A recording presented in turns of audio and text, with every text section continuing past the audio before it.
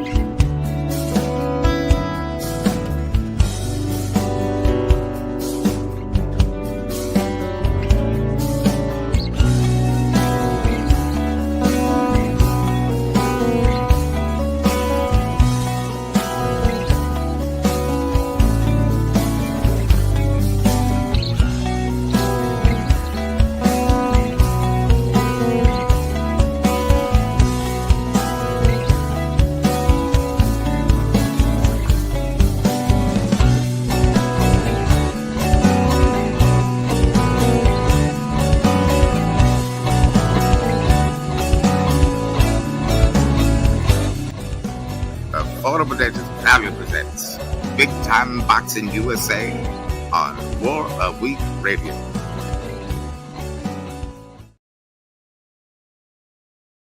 Guys, welcome. Happy Thursday, and I'm going to welcome to the stage the joy of boxing.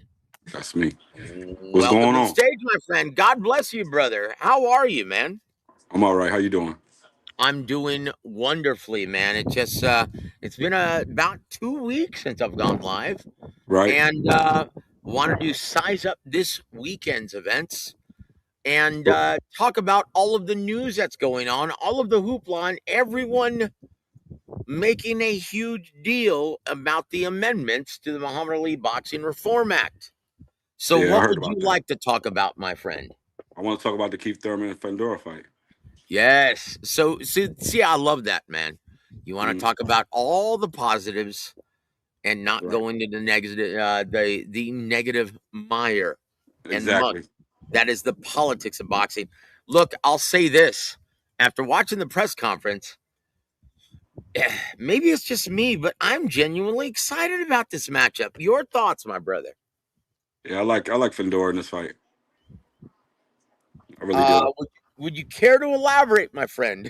Yeah. I just think Keith's been out of the fight game for he's been inactive, and Fundora's just he's making a good run right now. You know what, Fundora, and a lot of his critics, they haven't taken into account, and they always point to the Erickson Lubin fight, the Brian Mendoza fight, and Brian Mendoza, after he makes his appearance this Saturday, we're gonna get him on the show. He's a friend of ours. So, all right. Yeah, Mendoza's a good guy, and this is why I always tell people to stay in the gym. All of my fighters. But he's got kind of a tough. He's got a tough fight this weekend also. Oh, Brian Mendoza? Yes. Oh, you better believe it. He's fighting. Oh my gosh, he used to be with my brother Ronnie Shields. What's his name? Tellus, right? Thayez. He's fighting Thayez. And Thayez, he had a disappointing performance against a very motivated Abbas Barao last time he was in the ring. And so this is a very important fight for Yoenis Thayez. Absolutely. And so Brian Mendoza gets the call 3 weeks ago. He didn't even have a full camp. And he goes, well, I've stayed in the gym, and I've only got 2 weeks to prepare properly for Yoenis Thayez. But you know what? I'm hungry. I'm a former champ. You know what? And this guy's style, fits right in my wheelhouse. I'm going to just roll the bones, and I'm going to hope for the best, but because I've been working hard, I've been sparring with a lot of great fighters. So your thoughts on that, knowing what I just told you now? Right. that Brian Mendoza didn't have a full camp. How do you see this fight with Eustace playing out? I still see it as a 50-50 fight, believe it or not. Indeed. Yes. Yes, I do too, brother. Hmm. Yes. It's the style matchup, isn't it? Absolutely. You know, if that Mendoza that showed up that knocked Fundora out, that's bad news for Tejas. He's got a good chin.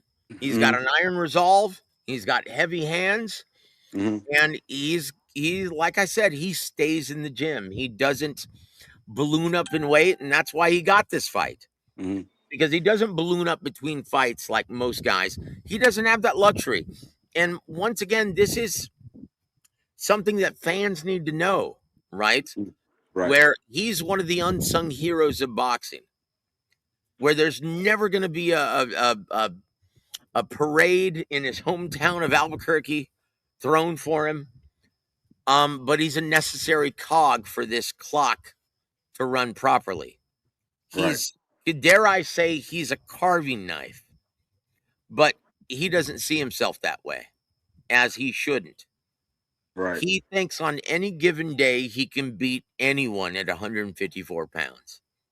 And Yeah, that's the attitude you need to go into a big fight. but With he that said, but he did struggle against Tim Zudo. oh, Tim Zhu, that was what? That was in Australia, right? Right. Right. He Okay. lost the decision. Yeah. Yeah. So, look, I'll say this. Anyone flying from America to Australia, they need to get there a month in advance because, look, I'll be honest, and I've experienced this myself working with several teams. Right. Um, look, Well, camp jet used to lag. be with Emmanuel Stewart, right? Used to be with Emmanuel Stewart. He used to be out of Yes, that. He used to work yes, that and camp, right?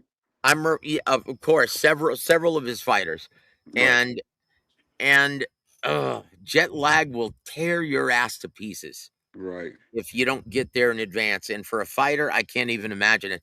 Look, I was just doing commentary at the time, Hmm.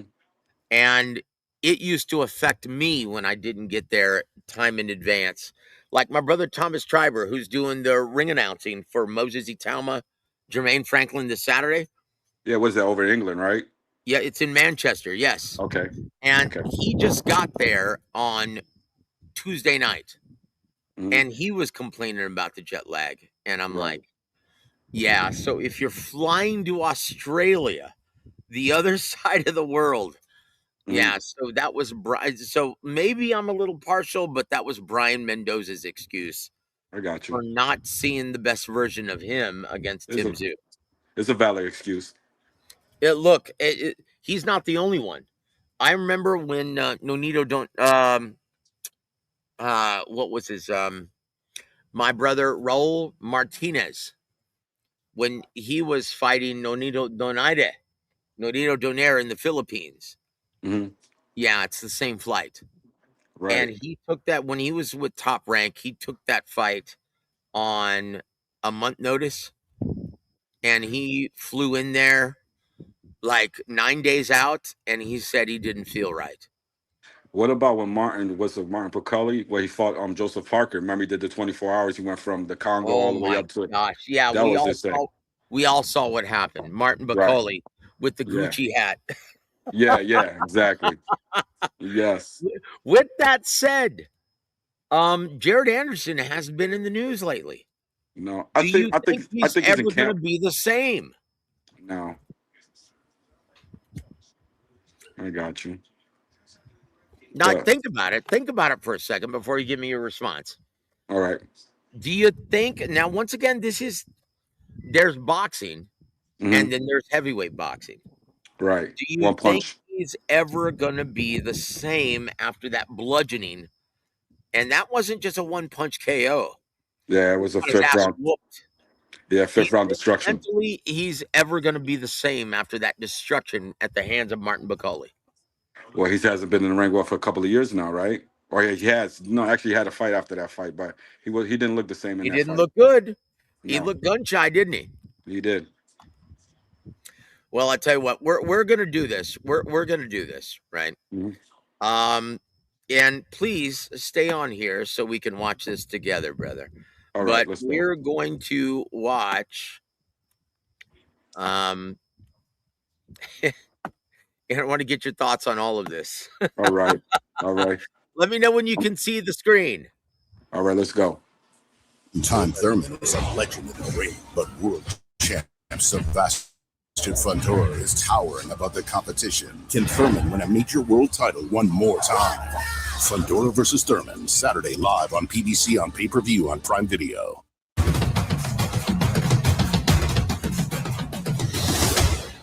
It's your favorite time of the week. Time for the only segment in boxing that gives you the facts and makes you laugh. It's Smackback Thursday. Man, I have a lot to cover today, but I want to start with a wellness check on the worst manager in boxing. You okay? Sort of. Rick Meridian. That guy. Wow. Everything has taken a trip to Shitsville for this snake of a human being. A true snake. Just a few weeks after a Nevada judge ruled to keep Virgil sidelined, we announced this week that W.A.W extended our TV broadcast partnership. We stay partners with the Zone. Now that he knows, he's fucked. Micro Dick Rick I have a micro penis. is suddenly blowing me up and begging me to call him back and fix this? Motherfucker. Do you believe the balls on this son of a bitch? You convinced my fighter to sue me to get out of his contract? Jesus, fool me once, right? Now Virgil's career is fucked because of your greedy, terrible advice. Ooh, doggy, that was some bad advice. The time to talk it out is done. That ship has sailed. You try to burn me, but ended up fucking yourself and Virgil? You fucked us. No, you fucked you. Now all you have to show for it is nasty legal bills and a micro dick between your fingers. I got a dick dick. I will never work with Rick Meridian ever again. And fighters need to beware. Don't be stupid. And speaking of scumbags, Oh, shit, what? as many of you saw, the House of Representatives voted to approve the amendments made to the Muhammad Ali Revival Act, aka the bill TKO is trying to push through legislation so they can function just like the UFC and fuck fighters over. The whole thing's a giant scam. I'll say it again. The Muhammad Ali Act has been in place for 25 years, and there is zero reason to change it. But of course, Zuffa and TKO need to change it. Why? Because it's a total scam. Because that's how they run their shady fucking business. Look, the good news is the bill still needs to pass through the Senate, who I had a very meaningful conversation with last week, and they even invited me to Washington, D.C. later this month to be a part of their hearing.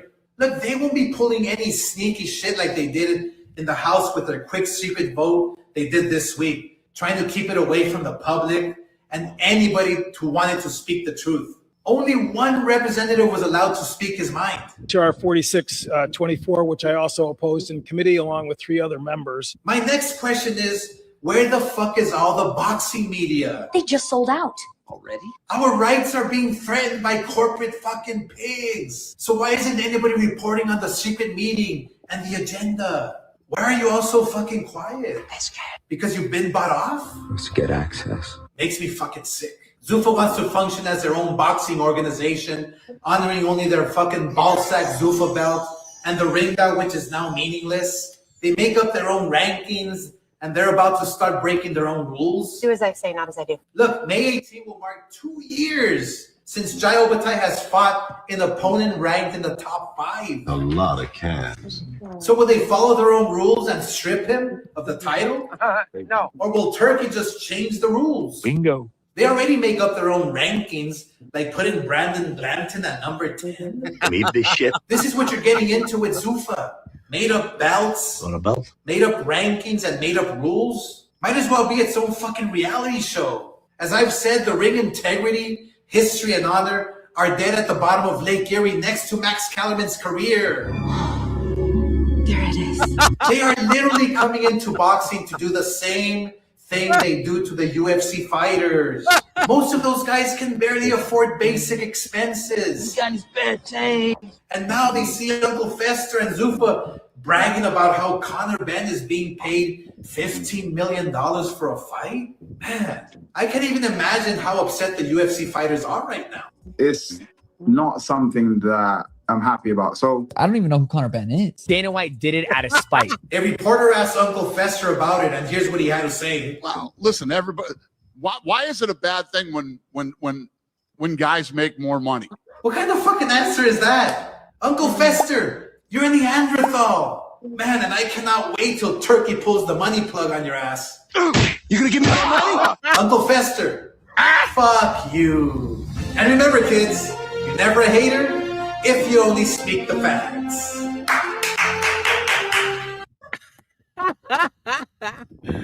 Oh, Chingao. Look, I'll say this. Even though Oscar, it's obvious he has an agenda behind him, Right. it's always entertaining. But understand this, kids. Yes, he has an obvious agenda behind him. So with that said, it's a pleasure to welcome my brother from another mother, Big James Bell from the Boxing Source. James, how are you, brother? Remember, guys, you're never a hater if you only speak the facts. Oh, Chingao. Oh, geez. So, James, we're going to start with you first. Your thoughts. Hold on. Let me give you a proper round of applause. With that said, what are your thoughts on everything Oscar said, starting with manager Rick Meridian? Well, I mean, you've seen what's been happening over the past few months with that whole thing with Virgil Ortiz Jr. And, we talked about it over and over and over. And we've all said that the person to blame in reference to Virgil Ortiz Jr. has been Rick Meridian. Yep. And now, given what happened on Tuesday with the announcement that Golden Boy Promotions will have a long-term deal with the Zone, then that pretty much just seals that their whole contract dispute that they had between Virgil Ortiz Jr. and Golden Boy Promotions, like the lawsuit pretty much like went to pieces after that. Yep. So for Rick Meridian to, kind of like have that or orchestrate the whole thing with the lawsuit and, stuff that was going on behind the scenes, that was one thing. But even with all of that, Rick Meridian, even with him like deleting a number of tweets on his account, like still really? Yeah, he did. That was like a couple of days ago. Well, he didn't do much on his Instagram account, but you know what I mean? Oh boy. But he still had deleted that stuff. But he still found a way to have a response for Oscar De La Hoya after that clapback Thursdays. Oh my gosh. And it would have been like one of those terrible fan takes or something like that, because he kind of like went like, I don't know, off the rails. Well, not like off the rails, but kind of like said a comment that really didn't make much sense. But I guess he's doing that because of Oscar saying a lot of stuff about him. So yeah, look, man, I mean, Rick Meridian, and we've been very consistent on this channel as to who's the blame for all of this. And you would think that a manager in this business who has all the same access, if not more than both of us, would be able to understand the reality of these things. But he doesn't. Like, to think that his client, and this is all stemming from him standing on the idea that his client, Virgil Ortiz Jr., deserves $7.5 million to fight Boots Ennis without a title and without any history of being able to sell tickets. So where is that $7.5 million figure coming from? And to find out that it's coming from, Shakur and Tio both made $8 million, that means that my guy deserves $7.5 to fight Boots Ennis. Does the boxing business work that way, James? No. Have a question. Did they release the gate receipts for Virgil Ortiz Jr. versus Erickson Lubin? Well, it is public record. Yeah, I mean, I forgot to, look up Well, you didn't have to. You didn't have to. Look, my brother Thomas Triber did all of the ring announcing for that event, right? Mm-hmm. And he tells me that, look, that place holds 11,000. Yep. And maybe it was 7.5 filled in that place. And that's in his hometown. That's not good. He's the headliner. Yep. That's not good. And especially if you're trying to demand, and look, and everything that Oscar said in his clapback last week was right on the money, and it's everything that we stated on this channel. Did Virgil Ortiz and his dad forget that they paid him while he was going through this rhabdomyolysis? Mm-hmm. Pretty much was out for a year. He was out for a year, and they had to cancel, and they lost money. Mm-hmm. And Golden Boy didn't complain. They paid him. You know what? That particular situation, I'm just thinking about it. That almost sounds like what Eddie Hearn did for Connor Penn. Yes. While he was out, while the Veda thing, the egg. He couldn't fight. While he couldn't fight in the UK, they worked to have him have fights in the US. Yep. Man. Look, hey, it's life in the big city. But I will say this. Look, Rick Meridian, Oscar is justified in all of his positioning and his opinions regarding Rick Meridian. He's a clueless troll. And once again, what do we like to say on this channel? The truth is always revealed in time. Right? And Virgil, look, do yourself a favor, brother. Rid yourself of the cancer. You're almost 30. Okay, you're almost 30 years of age. You're your own man. Take your career into your own hands. Separate yourself from your hothead, irrational father, as well as the know-nothing twat that is Rick Meridian. So let's go back to Oscar's clapback Thursday regarding the Muhammad Ali Boxing Reform Act amendments, right? Mm-hmm. Mm-hmm. People are forgetting, and like fans are like, well, I guess this is the end of the reg belt, the reg belt era. And I'm like, guys, boxing has always been a global sport. American legislation only matters in the US market. Why is everyone forgetting that? There's a reason why things have to be done in the American market. Things have to change in the American market. And why is that, James? Well, it's basically in your lifetime, have you ever seen boxing as a business this unhealthy? Man, no. Not even close. Not even close. But so is everyone forgetting that? Oh, they just want to fuck the fighters out of money. That's the least of our concerns at this time. Yep. When no mainstream outlets want to be attached with our beloved boxing business, that's a problem. The house is on fire. Okay, and I don't see anyone else with the fire extinguisher than Turkey Al-Sheikh and Dana White. I don't see Oscar doing it. Here's the problem. Their fire extinguisher isn't that, big. Because if you think about it, you got all of these promotional companies moving to the zone, right? But oh boy, that's an indictment. Right. James.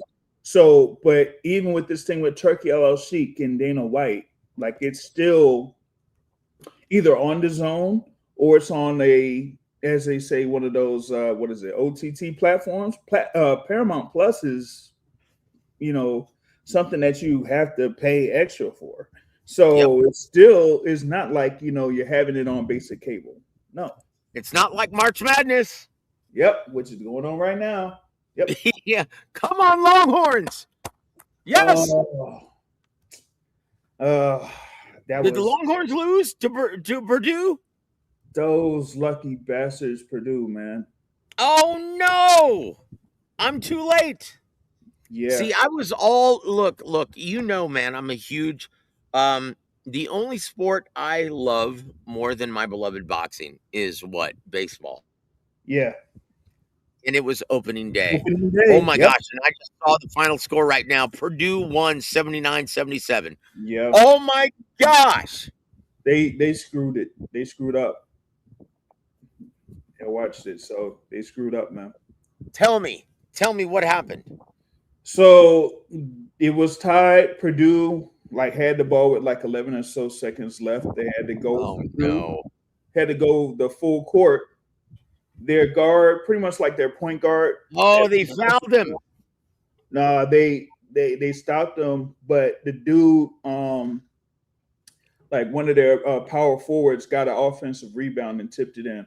Oh no. So, and that was with 0.7 seconds left. Oh, geez. Problem was the coach for Texas left their big guy out on the bench with 4 fouls. He should have just had him. Oh no, dude. This is all the marbles. This is sad. This is terrible, dude. Yeah, I just saw that. So I was so consumed with opening day. This is something that me and my son, we always share every single year, right? And my Reds, with Abbott pitching, pitched a gem, a shutout until the 9th. And here comes the bullpen. Oh, geez. And we allow 3 runs in the top of the 9th. And so we lose 3-0. But look, I'm just happy to see the baseball season commence. I love baseball. That is, look, truth be known, that's my favorite sport. But I will say this, boxing is a very close second, obviously. And I know a lot of fighters that have signed with Zuffa Boxing, and none of them are complaining. So if the fighters aren't complaining, what the hell is all the hoopla about? This is interesting. None of the fighters, and you know a lot of the fighters, James, none of them are complaining. They're like, you know what? I'm getting paid more money, and I'm actually getting opportunities. So why is everyone making a big deal about this when this is another outlet for us to make money? And Oscar De La Hoya was like, that's such a lame excuse, but Dana White's right. Hey, if the fighters are making more money, what's the big deal? The thing is, it's giving them another option. And, boxers, as I say, are independent contractors. So if they choose to, sign with Zuffa, then, that's on them. I mean, if it works for them, great. If it doesn't, it's still boxing at the end of the day. Let me ask you something. How many fighters actually make it to the pinnacle of, say, Canelo Alvarez, Tank Davis, Ryan Garcia? How many fighters do you know of? And you know a lot of fighters. How many fighters make it to that pinnacle? Less than 1%. Exactly. So what are we arguing about? Yeah. Like I said, guys, this is another outlet. And once again, dare I remind you that this legislation only affects the American market. Yep. The WBC, the IBF, and all of their bullshit can go on and on and on in Europe, in Asia, in South America, wherever it wants, in Canada, in Mexico, wherever you want. American legislation only affects American market. And why is this being done in the American market? Because, dare I remind you, this is the unhealthiest I've ever seen boxing in the American market since I've been alive. And the last thing we should be concerned with was, the fighters aren't getting paid the way. Bullshit. That's bullshit. We haven't seen evidence of that yet. And people are like, critics are like, well, if fighter ever gets to that upper echelon, they're going to be ripped off. How many fighters ever get to that level? That's very rare air, James. People are complaining about nothing. And the house is on fire and they're still complaining. Guys, boxing is terribly, it's on life support in the American market. And as long as fighters are getting opportunities that they ordinarily wouldn't, what are we complaining about? Here, I mean, the thing too, right? Right Well, now, hold on real quick. I'm going to take a beta test. Go on, James. right now, you have Zuffa Boxing that's going to be having, I think it's going to be their fourth thing here coming up in April. And, as of right now, they're basically, what Pro Box was. Y'all know how Pro Box started, within a gym or, a arena that they have in Plant City, and they had their fights that were on Wednesdays in Plant City. And, after, building enough, they were able to branch out and have either more fights in Plant City or go outside of Plant City and have, what they're having what's right now. So you have fights in California, you have fights in the DC area, you have fights like overseas, all that type of stuff.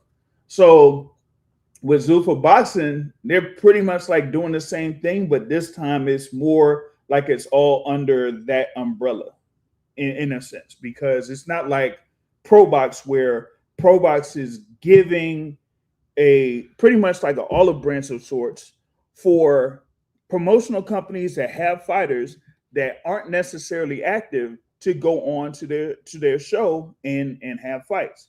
When you see guys like Kelvin Davis, fight on there, or some guys from Samson Boxing on there, that's them getting guys to have fights so that they could stay active.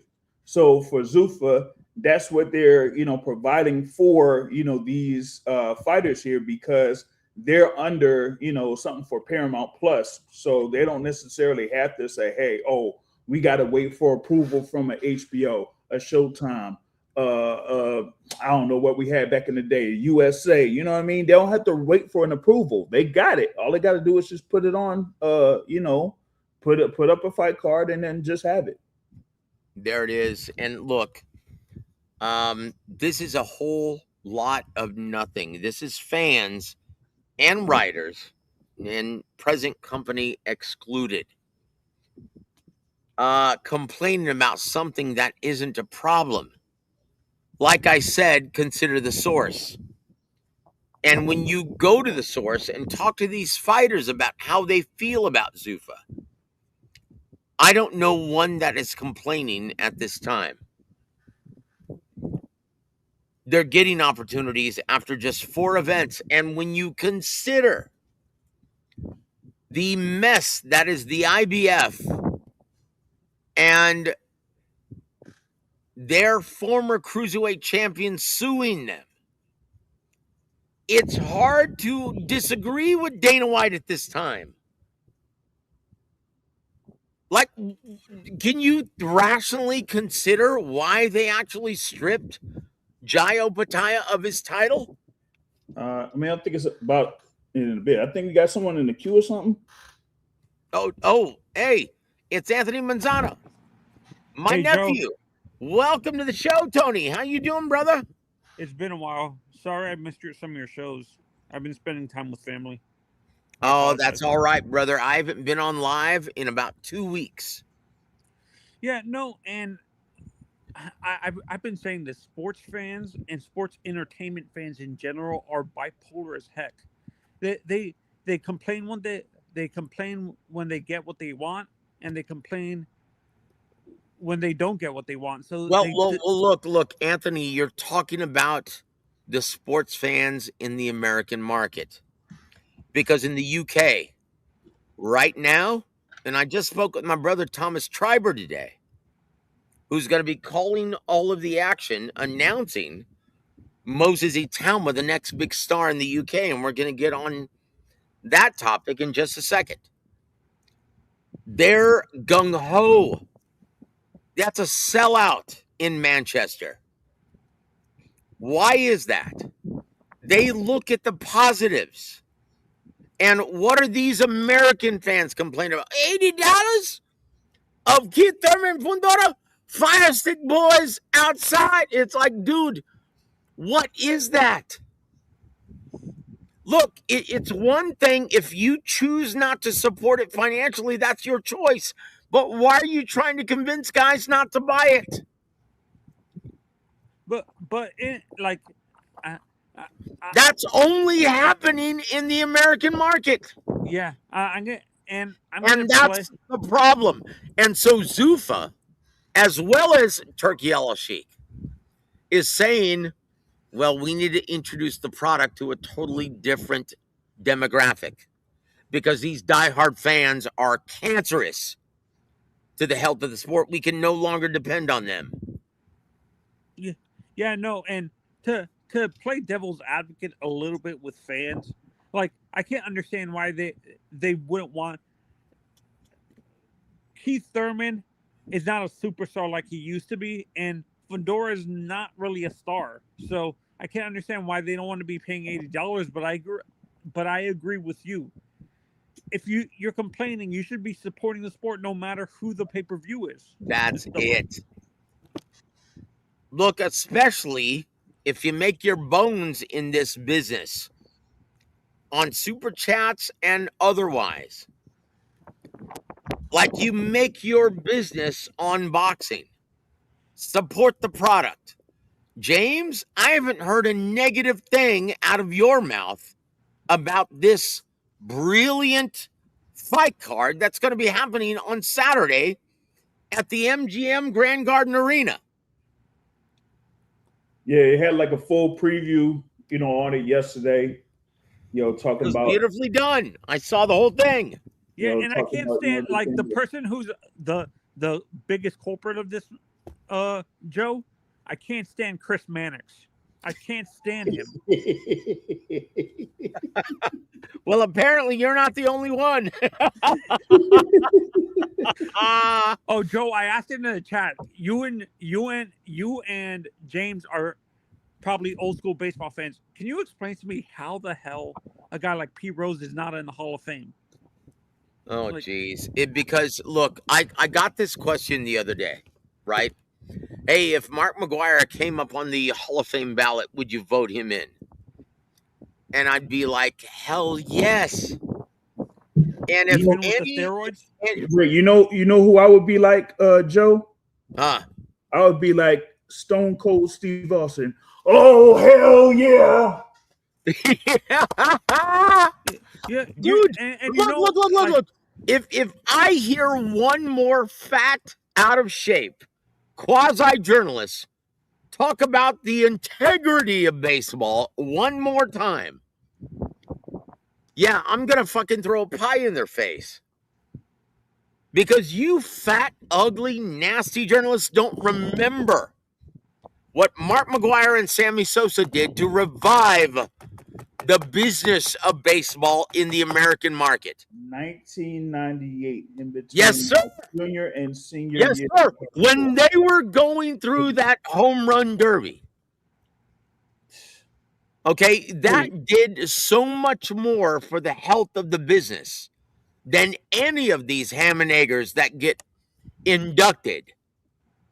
And people forget about that. And you want to talk about the integrity of the game? Integrity of the game. Just my and for me, Joe, this is what makes me mad too, is that they say they can understand, like, they're the integrity of the game. I can understand like the steroids, because they actually put physical stuff in their body to get it.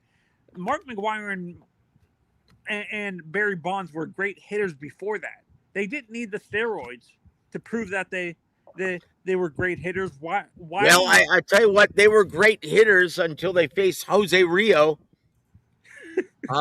in the home or in the World Series with the Cincinnati Reds, the Bass brothers. We shut their asses down 4-0, swept them in the big dance. Yes, Jose Rio. Yes, look, this is what I'm saying. Mark McGwire, Jose Canseco, Sammy Sosa, those guys, it's Barry Bonds, Bobby Bonilla. Who was the guy that was on the Rangers? That was a guy that was in court saying that. I know who you're talking about. Is it Juan Gonzalez? No, I thought it was Juan Gonzalez. Oh, Rafael Palmeiro. Yeah, Palmeiro. Yeah. Yep. Oh, you're talking about Mr. Viagra, Rafael Palmeiro. Look, look. I'll say this: people forget how low baseball was at that time. It was on life support like boxing is now. Okay, and I'm glad we're talking about this because Mark McGwire and Sammy Sosa going after Roger Maris's record revived baseball in America. It became a national pastime once again. So Zuffa right now, that's what they're trying to do. Yeah, I don't see Golden Boy doing anything to help. Yeah, no, and I brought up another comment too. This applies to what you guys were talking about. Did you see that Congress passed a law to prevent teams from tanking so they can relocate from the fan base that was loyal to them their whole time that they were in the sport? Honestly, I don't see that being a problem. Are you talking about the Seattle Supersonics relocating to Oklahoma? Oh no! I'm talking about baseball. Congress passed a law to prevent teams. Like, why are they getting involved? You have more important. Why are they getting involved? In that sense, they shouldn't get involved because the thing about it is, this is not public. This is a business. The business is private corporations. So you just like boxing, this is a business.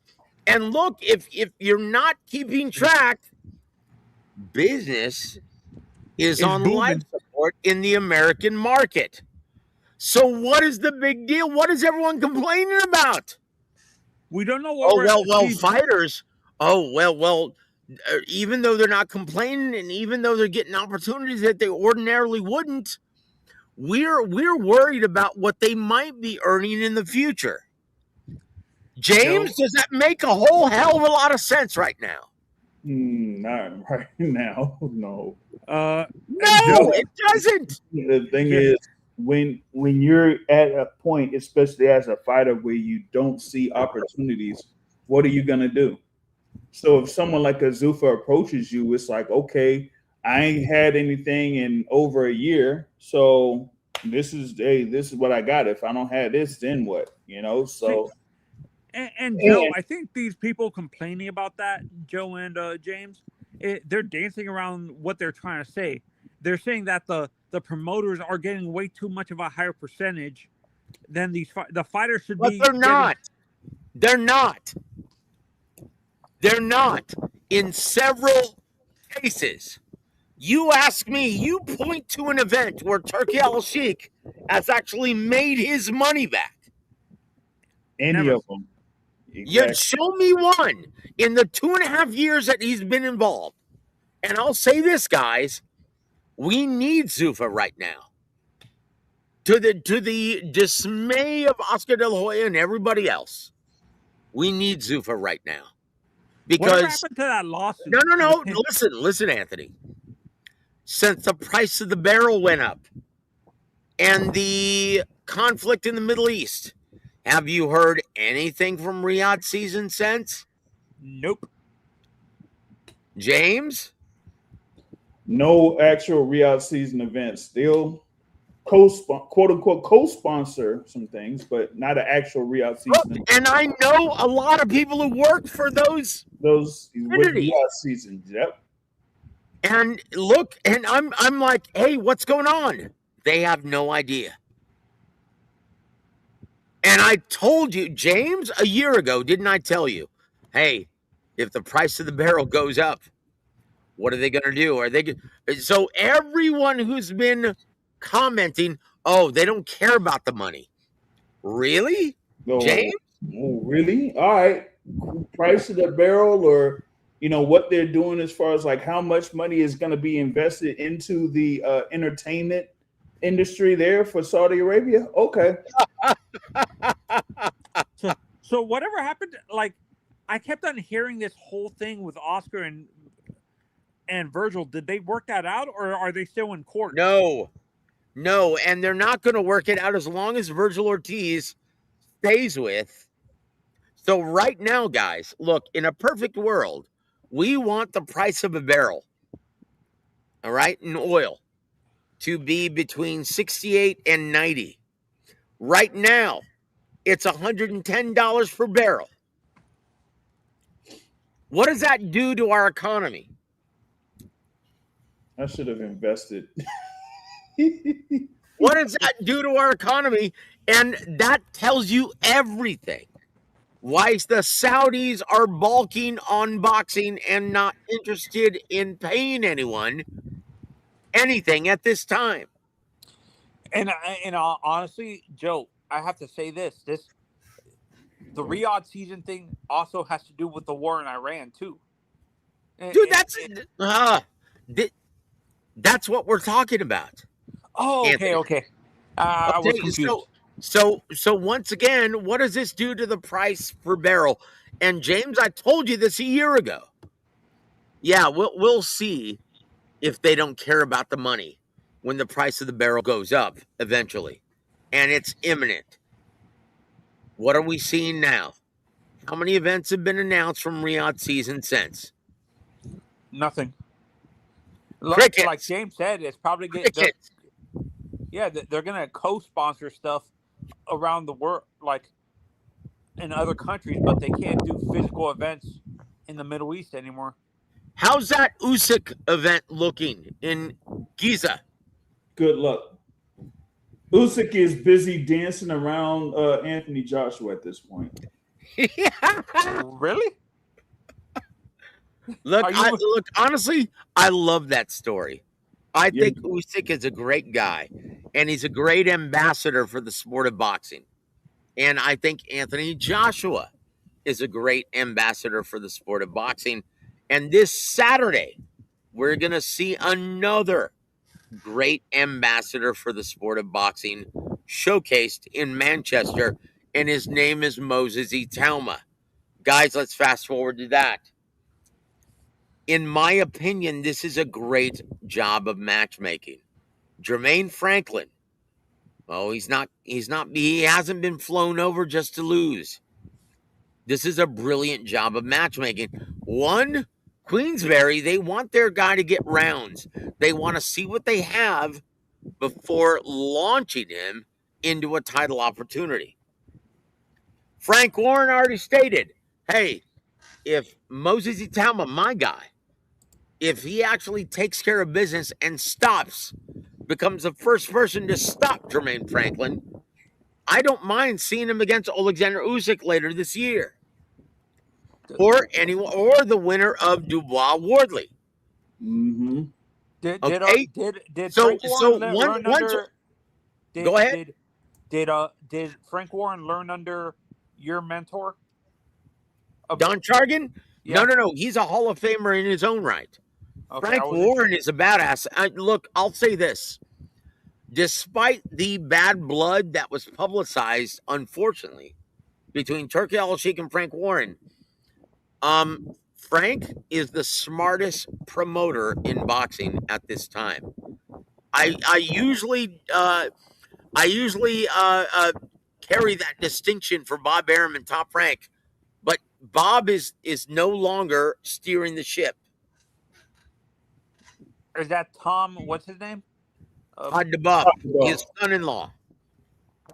And it seems like Top Rank is slowly going down.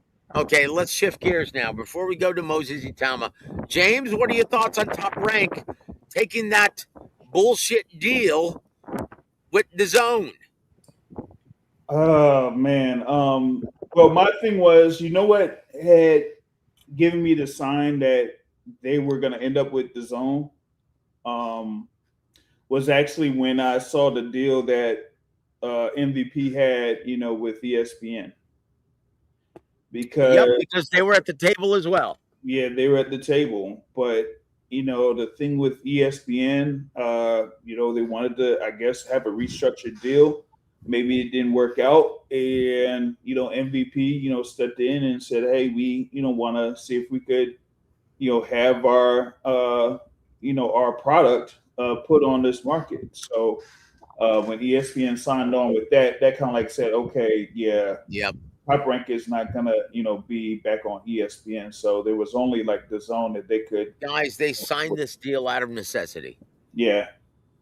And this is developmental, because in this business, James, you're getting 12 dates, one per month, and it's only 1 million to 1.2 million per event. Yeah, some people what were. What kind of fights can you stage with only $1 million to work with? Well, and once again, guys, let's give you a refresher. You said it was developmental, right? Developmental, yeah. There's like something else, because I think that they have that, but then also are, as they have been doing, leasing some of their fighters out for these other events. Out of necessity. Yeah, out of necessity. But given the current situation going on with Riyadh season, I wonder how long that's going to last here. That's what I'm saying. So, like guys, look, and let me just give you guys an update. This Saturday, Armando Resendez is going to be taking on Jaime Munguia when it was May 2nd. Oh, is that when is that? You said May 2nd. I'm sorry, May 2nd. My apologies. And when we told you guys that Jamal Charlo was going to get the assignment, well, here's the skinny. Jamal Charlo was offered more money and a headlining slot against Caleb Plant to take place in June or July. So he decided to take that. That's why he's not going to be competing on the David Benavidez fight card. And can you blame him, James? More money. The belt isn't involved, at least for this, so you don't have to pay a percentage off that. Don't blame him. Could be June 20th. And you're not fighting on someone else's undercard. You're not fighting on someone else's undercard. If they have it in Houston, it could be June 20th. Look, to those fans who don't know any of these fighters, that's a big deal. If you have the opportunity to be a headliner, James, is that not a big deal? Oh, that's a huge deal. That's everything. Like, I know fighters who are willing to take less money to be the headliner. Yep. It's like everyone wants their likeness to be on the marquee. Everyone. You talk to Boots Ennis, Virgil Ortiz, everybody. They want to be on the marquee. They want to see their name in lights. And Resendez Charlo, that was not going to be on anyone's marquee. Guys, that's a big deal. And fight fans complain, oh, well, you know what? That's not a good enough undercard. Well, you know what? Talk to the fucking fighters about that. Because they're to blame. No one, if they get the opportunity to be a headliner, no headliners want to be buried under someone's undercard. None of them. So you tell me if that's not a big factor in stacking undercards in this day and age of prize fighting. Yeah. You tell me, Boots Ennis, do you think he wants, at this point in his career, do you think he wants to be on the undercard? He ain't gonna be on the undercard. Second fiddle of David Benavidez? He ain't gonna be the undercard of nothing. I want to get back to the top rank thing, right? Because if you're only gonna have that type of a purse for headlining events, all you can do is feature guys like who they have out there, Abdullah Mason, Bruce Carrington, Liliano Vargas, So I mean, yeah, they could do fights with them, but for Keyshawn Davis, nah. For Keyshawn Davis, Shushu Carrington, Xander Zayas? Xander Zayas, no. Forget about it. Guys, this is a problem. This is a problem. Oh, hold on. I want to say hello to my dear friend Outlaw. Outlaw says, JoJo, heard you were at Oscar's house wearing Speedos celebrating GBP new contract extension. That's hilarious. Look. James, you know what I've always told you. And this is something that has flown past the boxing media. Is it a good thing for every promoter to be on one network with less than 1 million subscribers in the American market? Not with less than 1 million subscribers. And the thing is, it's an indictment. Like, is that going to get people to? No, it's not. And I'm gonna just be real, because you talked about it over the past 30 minutes or so. Like, the fans ain't really putting money towards this product. We've talked about this back in 2022, 2023. When you have a year like 2023 in boxing, where they had great fights under different platforms, yes, fans still didn't properly respond well to it. Come on, man. Guys, the powers that be, they figured out that the diehard fans are part of the problem. They can no longer rely on that demographic any longer. They can't do it. Yep. So they want to introduce the product to a new market, hence Zuffa Boxing.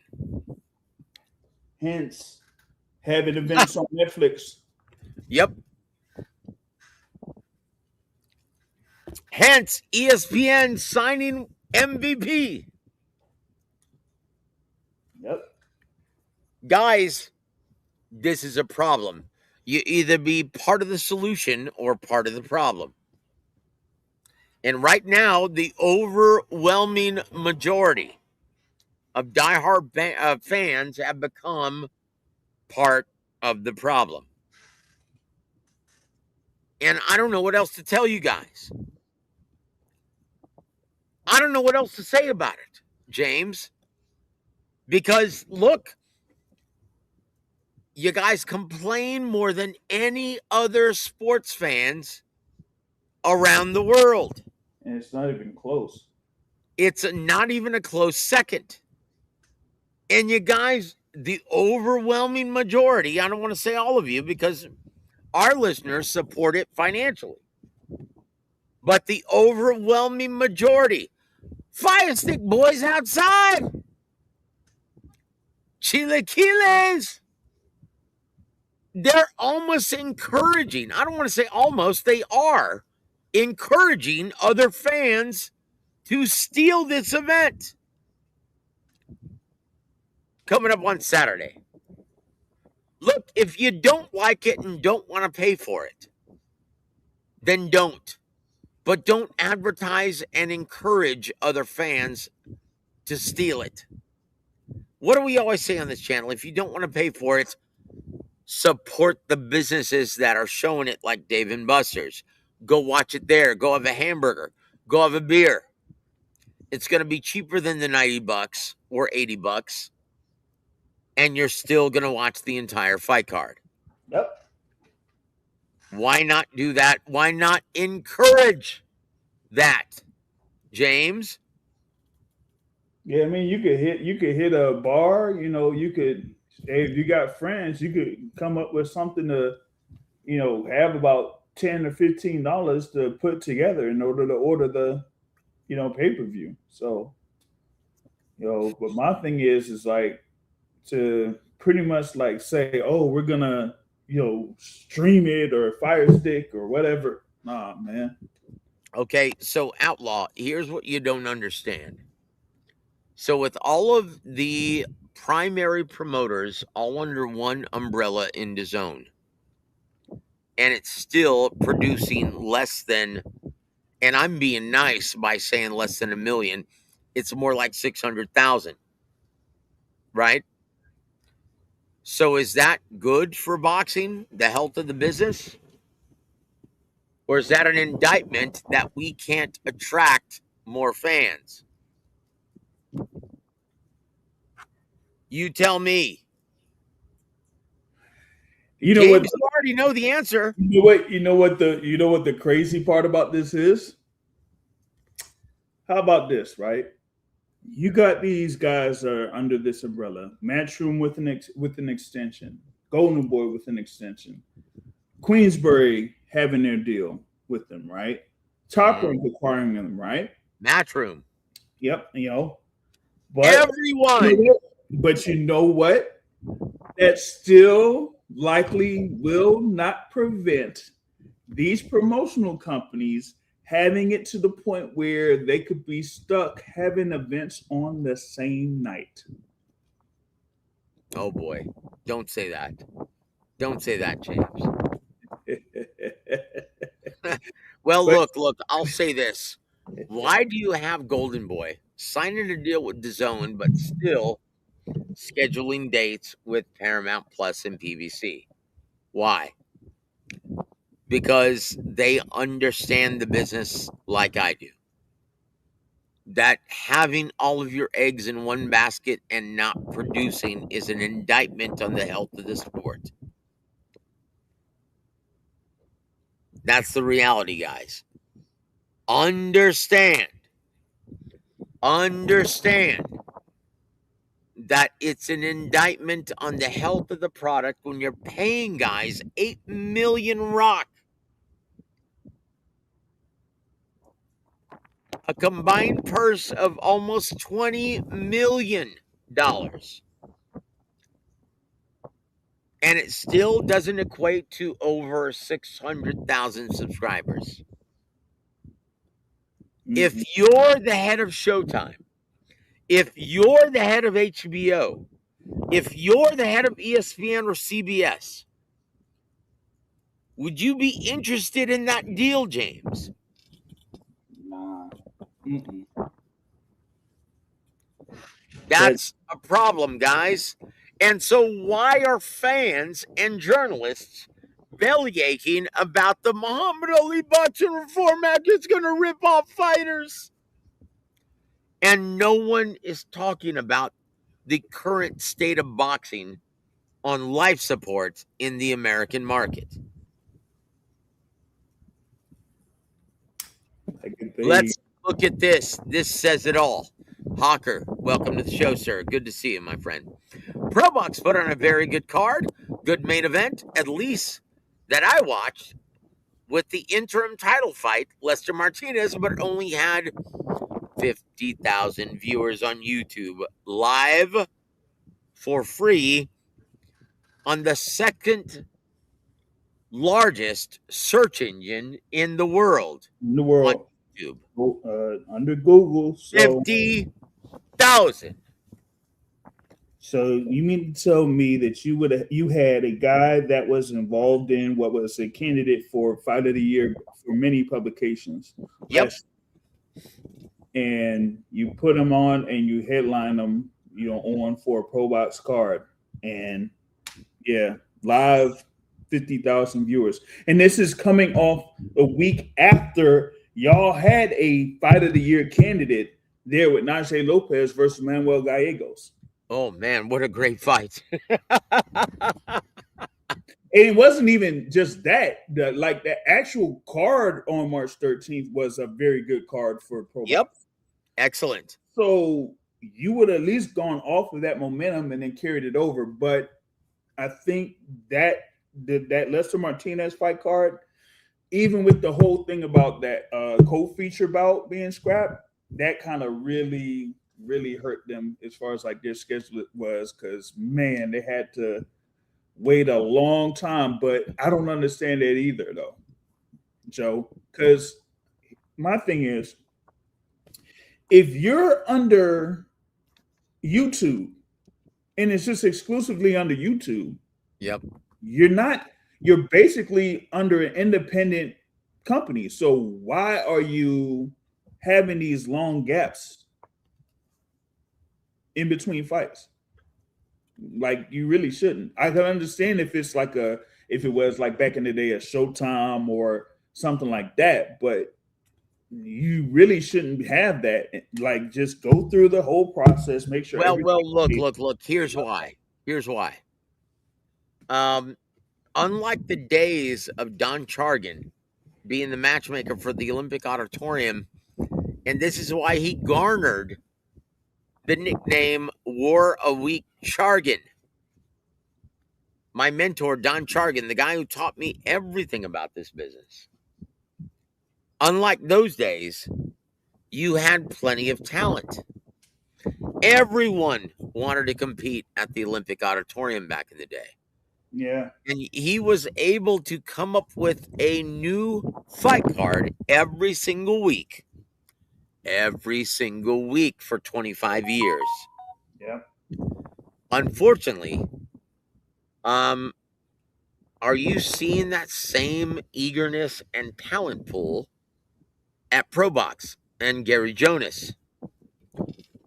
No, but also at the same token, it's all about the talent. You're not getting the people to be on for the fights as much either.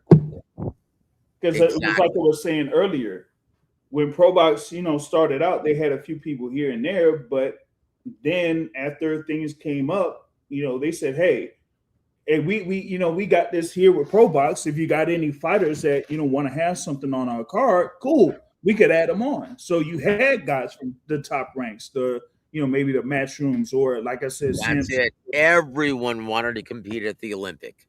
Yeah. So with that back in the day, you had plenty of sponsorship and plenty of TV involved.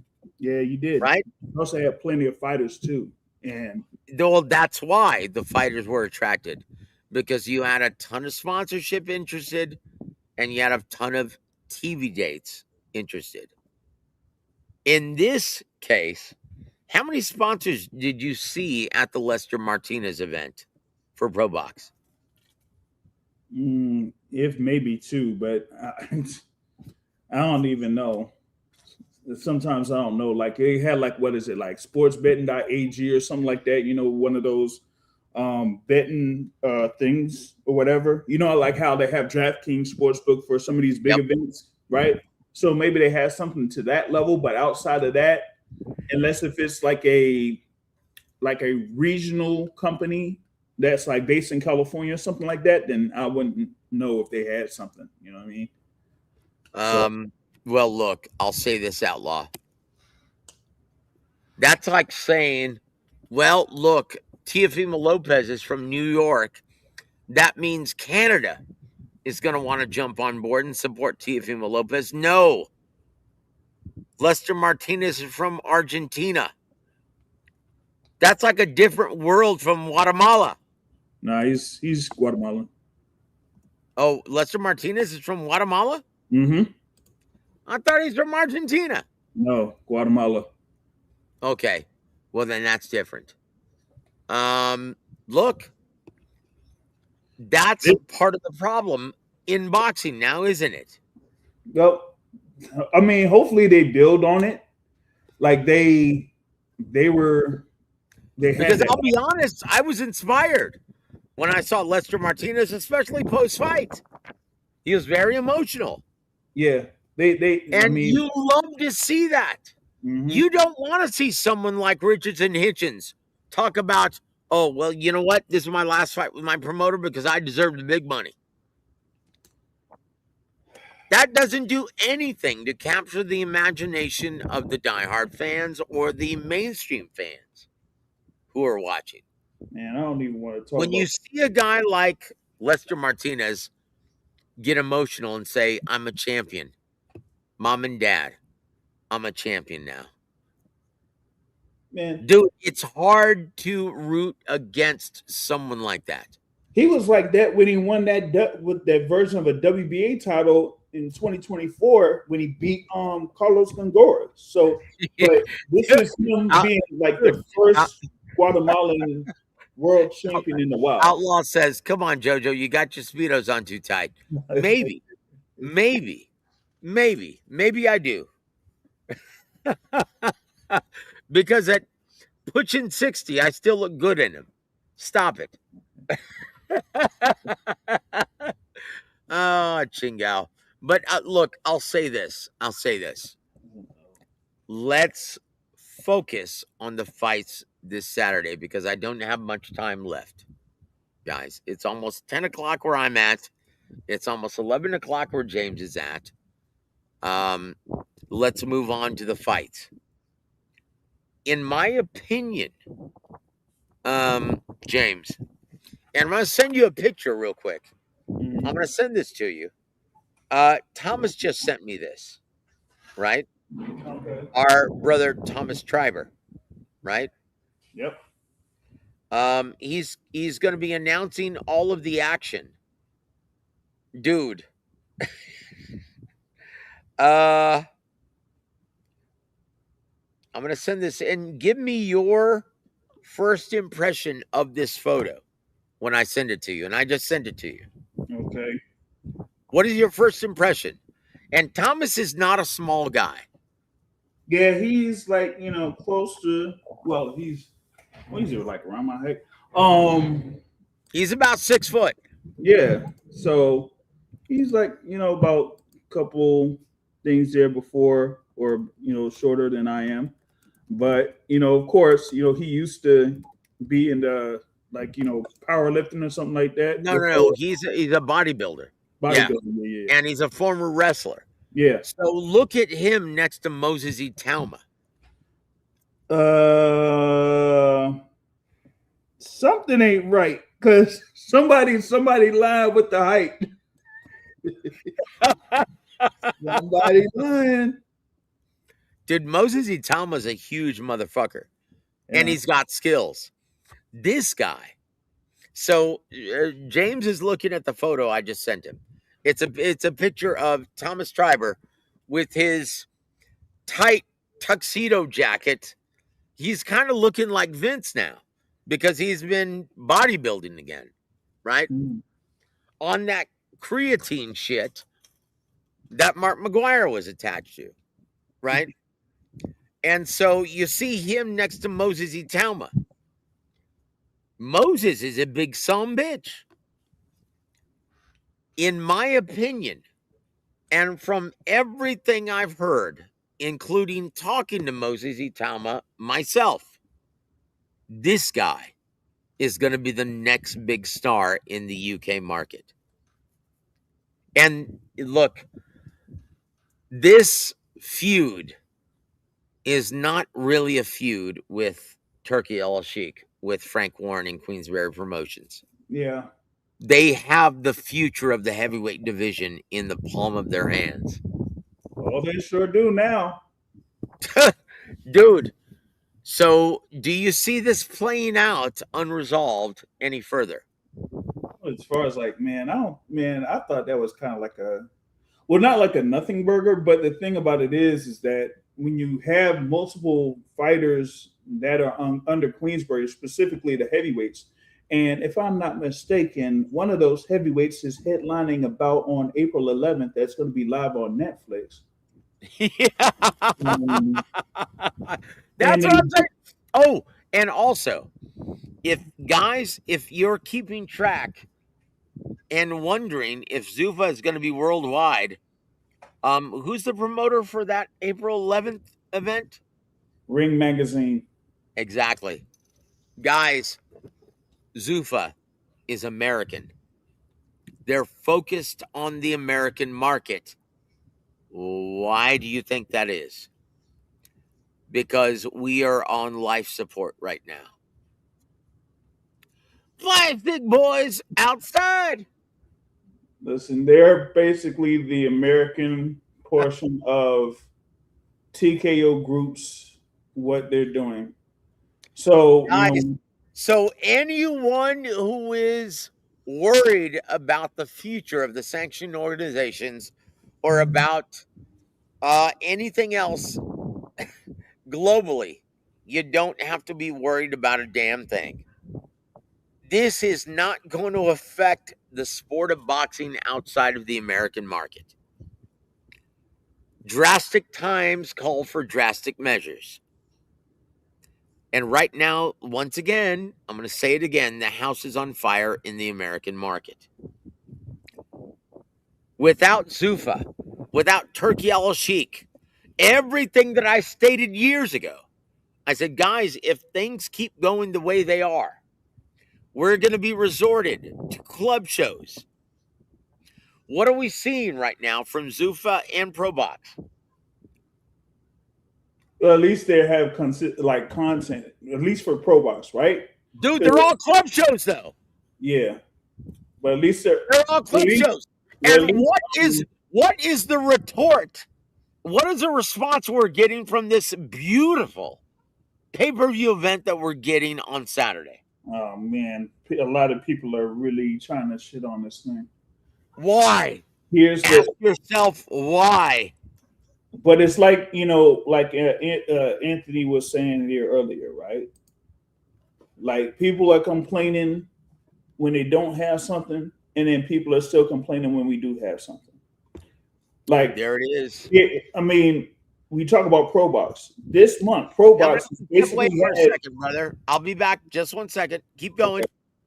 ProBox has basically had an event every single weekend here in March. What is it, like March 7th, March 13th?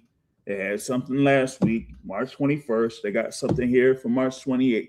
Okay, so that's why I was talking about with ProBox, at least having the thing with YouTube. So if they want to put shows together, as long as they have, the funding for it, they're able to do it, But it's still up to the fans in order to support the product. When Joe talks about these club shows, right? And this is not, necessarily the thing like the local shows that we may have that some people may see on another version of a pay-per-view, like BXNG TV. You go on that website, you'll see some of these events, whether it's RDR Promotions or Jito Promotions or what is it, Davis Boxing Promotions. I'm giving y'all a few examples. But still at the end of the day, it's about the fans supporting the product, because like whether you have these promotional companies here or not, or these networks that are available or not, boxing is still going to be there. But the thing about it is that are you going to have these big events show up? Because if the people aren't supporting them, you're gonna see less and less of those big events. And I was talking about the thing for the club shows or those in the smaller markets. If y'all haven't noticed, there is one promotional body that isn't necessarily here anymore, and that's OTX. Yeah, oh my gosh, dude, I didn't even notice that.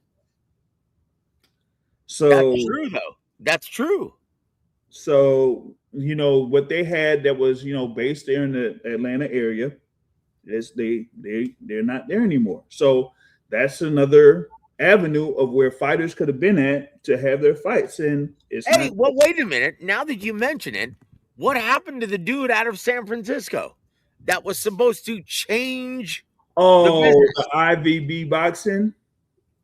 What happened, James? Man, I don't know. And I don't know what they're going to do. Because isn't it? I thought, like, I put out a whole article that they were going to do something, that it could have been something in April, but no. And that they would do something over in San Francisco. What happened? Well, once again, guys, a lot of people like to talk a good game without understanding this business. And once they get a whiff of it, they start running to the hills. Or the alternative is bleeding millions. Yeah. Guys, that's where we are right now in the American market. And why?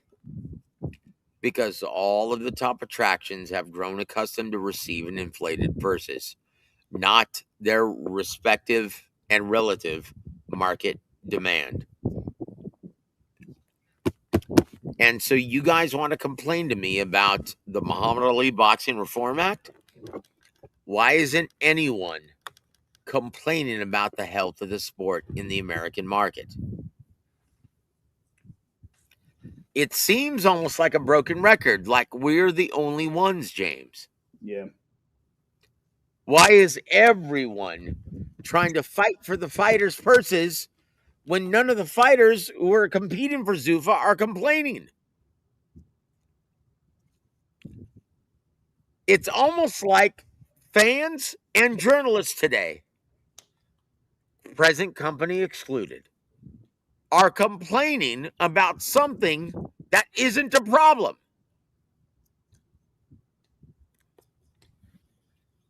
Look, a guy who claims to be the Korean Howard Cosell. Oh, you know no. who I'm referring to, Oh, right? no. Oh, no. This guy, right? Uh, This guy claims to be a real journalist, but isn't asking the right questions. And none of them are. No one has an answer to rectify the business of boxing in the American market. And the only one who seems to have an answer, Dana White, Turkey Al Sheikh, they're pointing fingers and complaining about them. Why is that happening? they're like a reactionary figure because, I mean, what have we gone through in the past? It's been almost 3 years, right? Yep. We've lost like Showtime as a provider, for boxing Yep. event. And that was a mainstream outlet. It was a mainstream outlet. We probably had, like, of course, that was countless amounts of networks on the American market that had boxing available, and now you don't. So now because of this, you have to go to a Tubi or a DAZN or a Amazon Prime or a Netflix or a Paramount Plus. Yep. And Outlaw has the beat. He says, "You're right, JoJo. I noticed this at least 5 years ago. There's not one Spanish channel or basic cable channel showing boxing." Yeah. And we won't have that until April 17th. Okay. And so with that goes the sponsors. Tecate. Con character. When is the last time they've actually sponsored a boxing event, guys? Mm-hmm. What else? Who else would be out there? Like Modelo. Oh my gosh. Modelo. When is the last time they've sponsored a boxing event? Patron. When is the last time Patron has sponsored a boxing event? They used to be staples. Where are they? You're right on the Tecate. That was like the one for Canelo's events, if I'm not mistaken. They had everybody. Why did they duck out? Because of lack of platforms. Mm-hmm. Guys, this is a problem. And while all of the journalists are belly aching about the Muhammad Ali Boxing Reform Act, no one is addressing the real problem.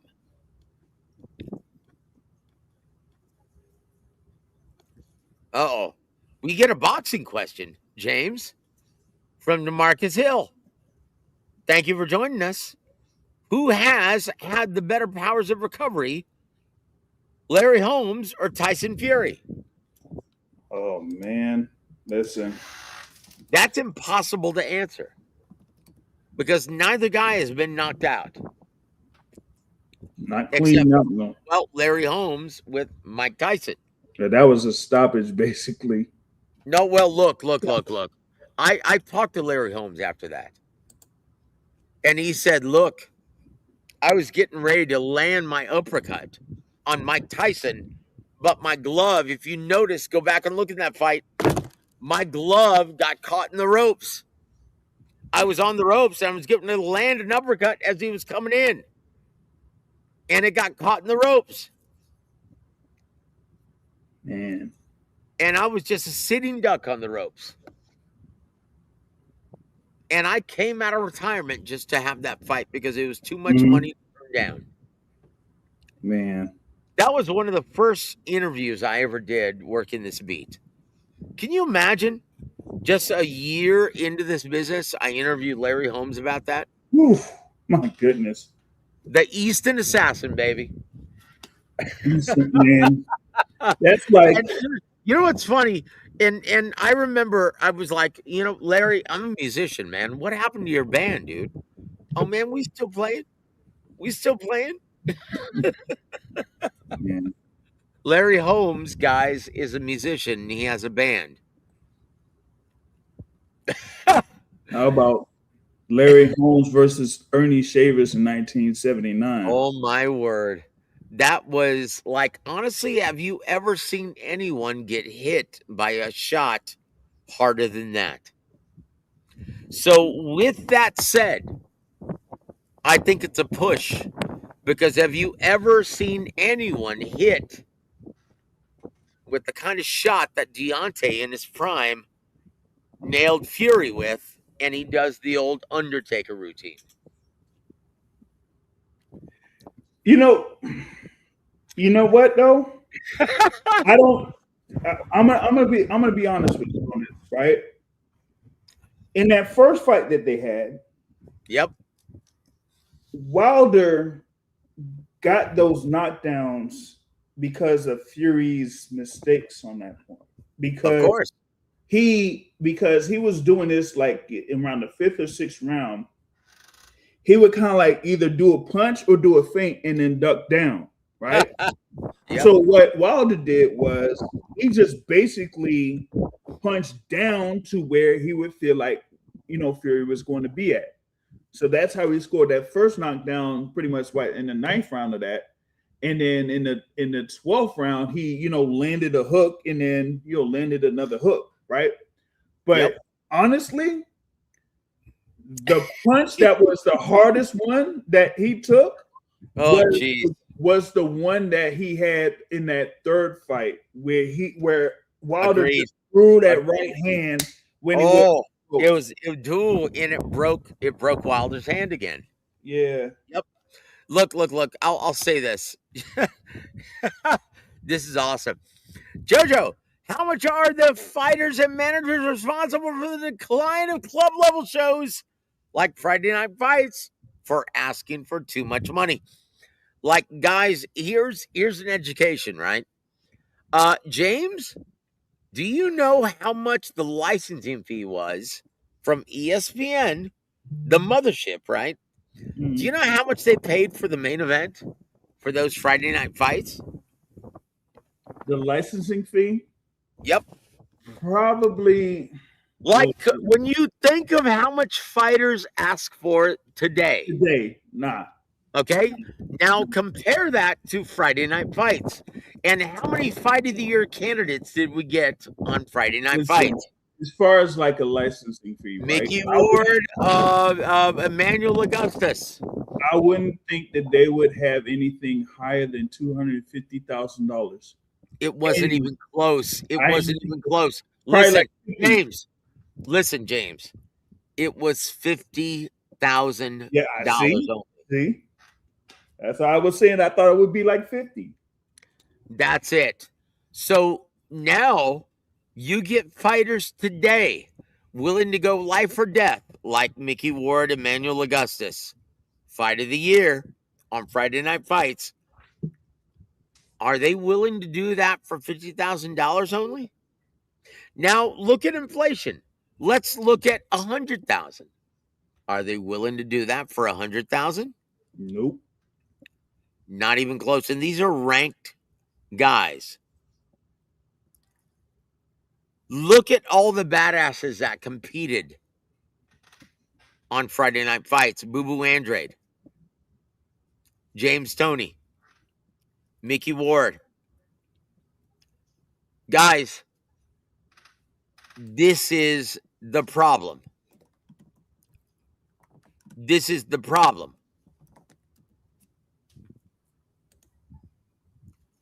Hold on. DeMarcus Hill. He says this.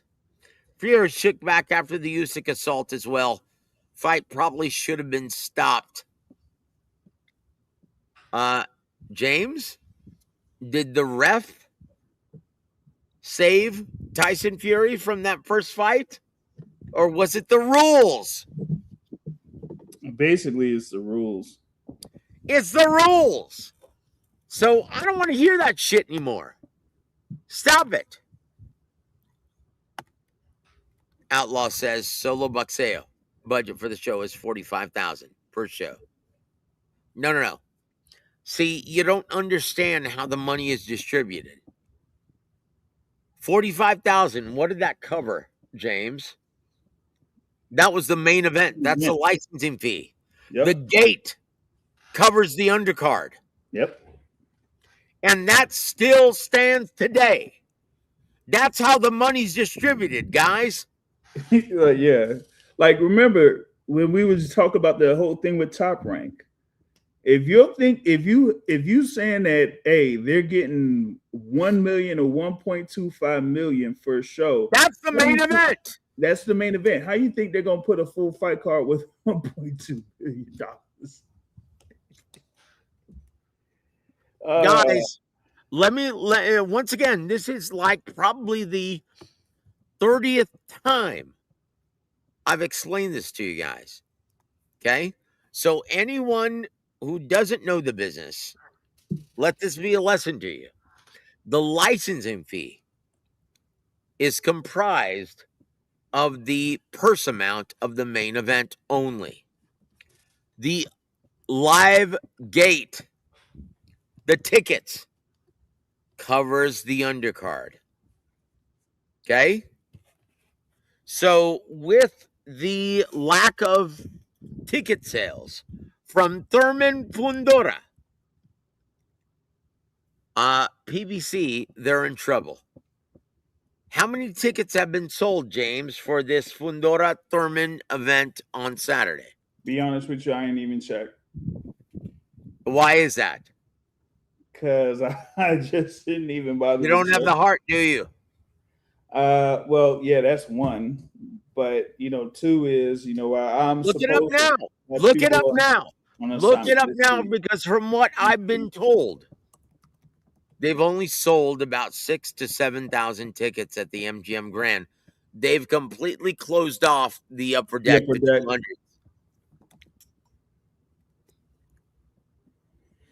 Yeah.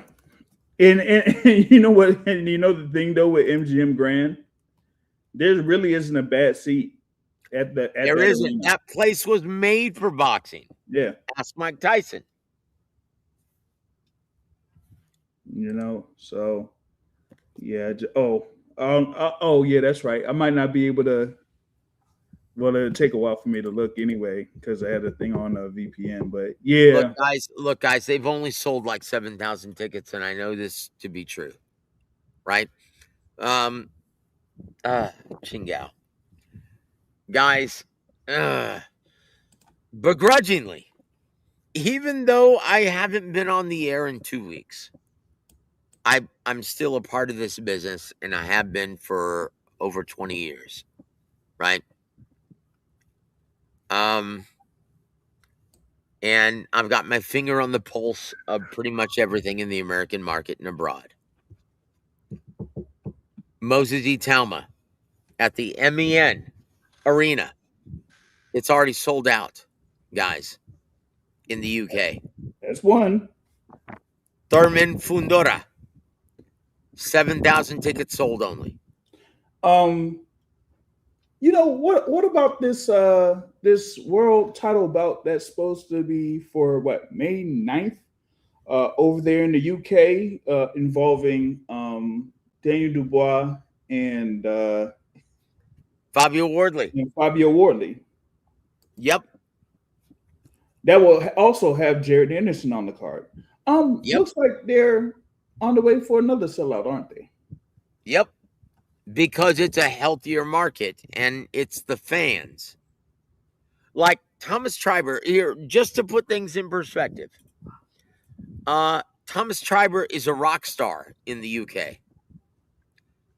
In America, when he comes home to San Antonio, this is where he lives, same city as me. He goes to Planet Fitness every single day. He works out and no one stops him for an autograph. No one, guys. What does that tell you? Hey, when we had that event over there at the Shrine, what was that, 2024? Oh, you remember that? Yeah, you were doing commentary with me that day. And he was what, the ring announcer, right? He was the ring announcer, and I was doing commentary. Yes, and I had my Jimmy Hart jacket on, didn't I? Yeah.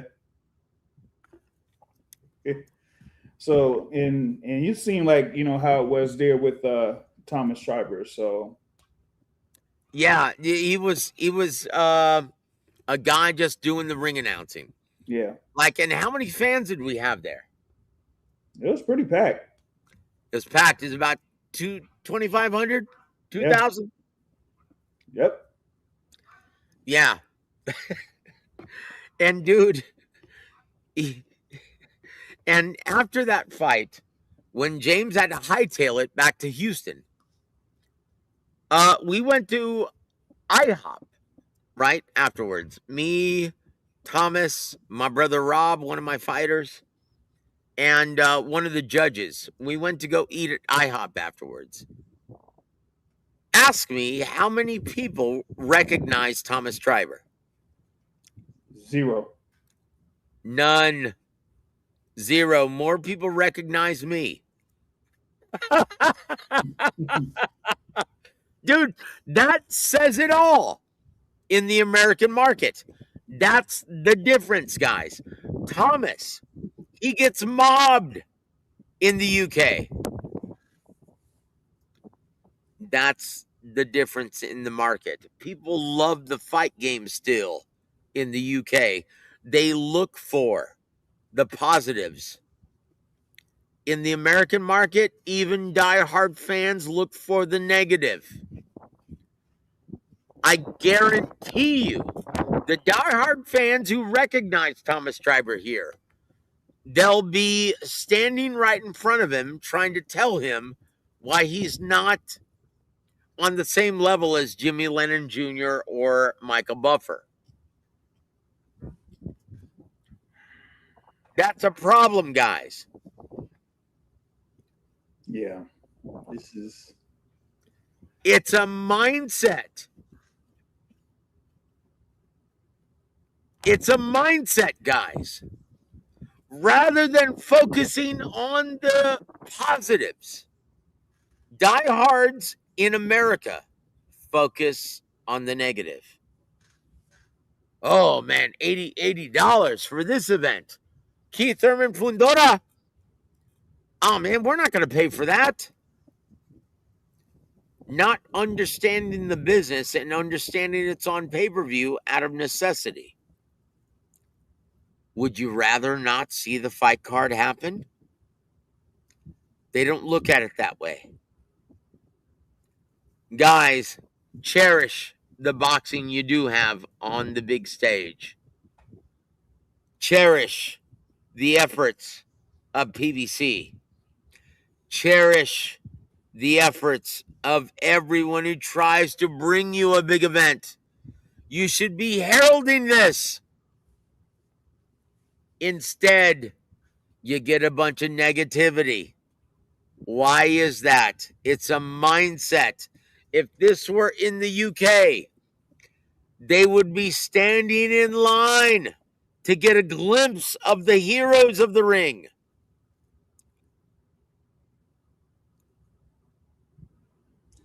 You know, That's what's wrong. I also think it's the era, man. This is the smartphone era, because when you talk about people talking about the negative more than the positive, it's not Oh, just wait a minute. Well, wait a minute. it's UK, all over the they don't world. have smartphones?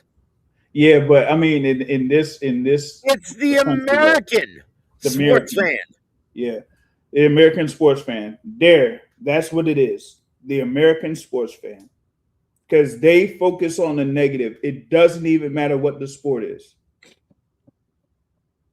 Look, a dear friend of mine, James Buddy McGirt, right? You know James. Yeah, He's a Hall of Famer, not just as a fighter, but as a trainer. He's a Hall of Actually, Famer, boxing just Hall like of Tommy Fame. Lasorda. Tommy Lasorda in baseball, my favorite sport, was a Hall of Famer as a player and as a manager, right? James Buddy McGirt is the same thing. So is Ronnie Shields, right? Yep. And so, what is his reception, James Buddy McGirt? And he tells me this. He said, "You know what, Joseph? This is why I'm not on social media anymore, because I can't stand the disrespect.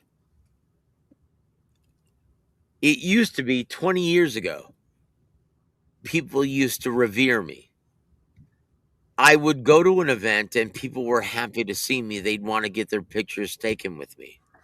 Now, when I see fans, they want to blast me on how much weight I've gained. That's what's wrong. It's the mindset. The UK boxing landscape is thriving. It's the healthiest market outside of Japan in the entire globe. Yeah. That's the difference. The fans are happy to see their favorite fighters. In America, they can't wait to stand them up. Ryan Garcia, he shows up. What does a diehard fan say to him? You racist motherfucker.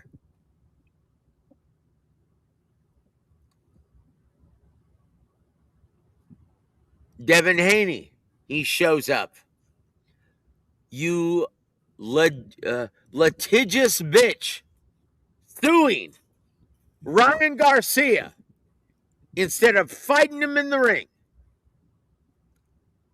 That's the difference.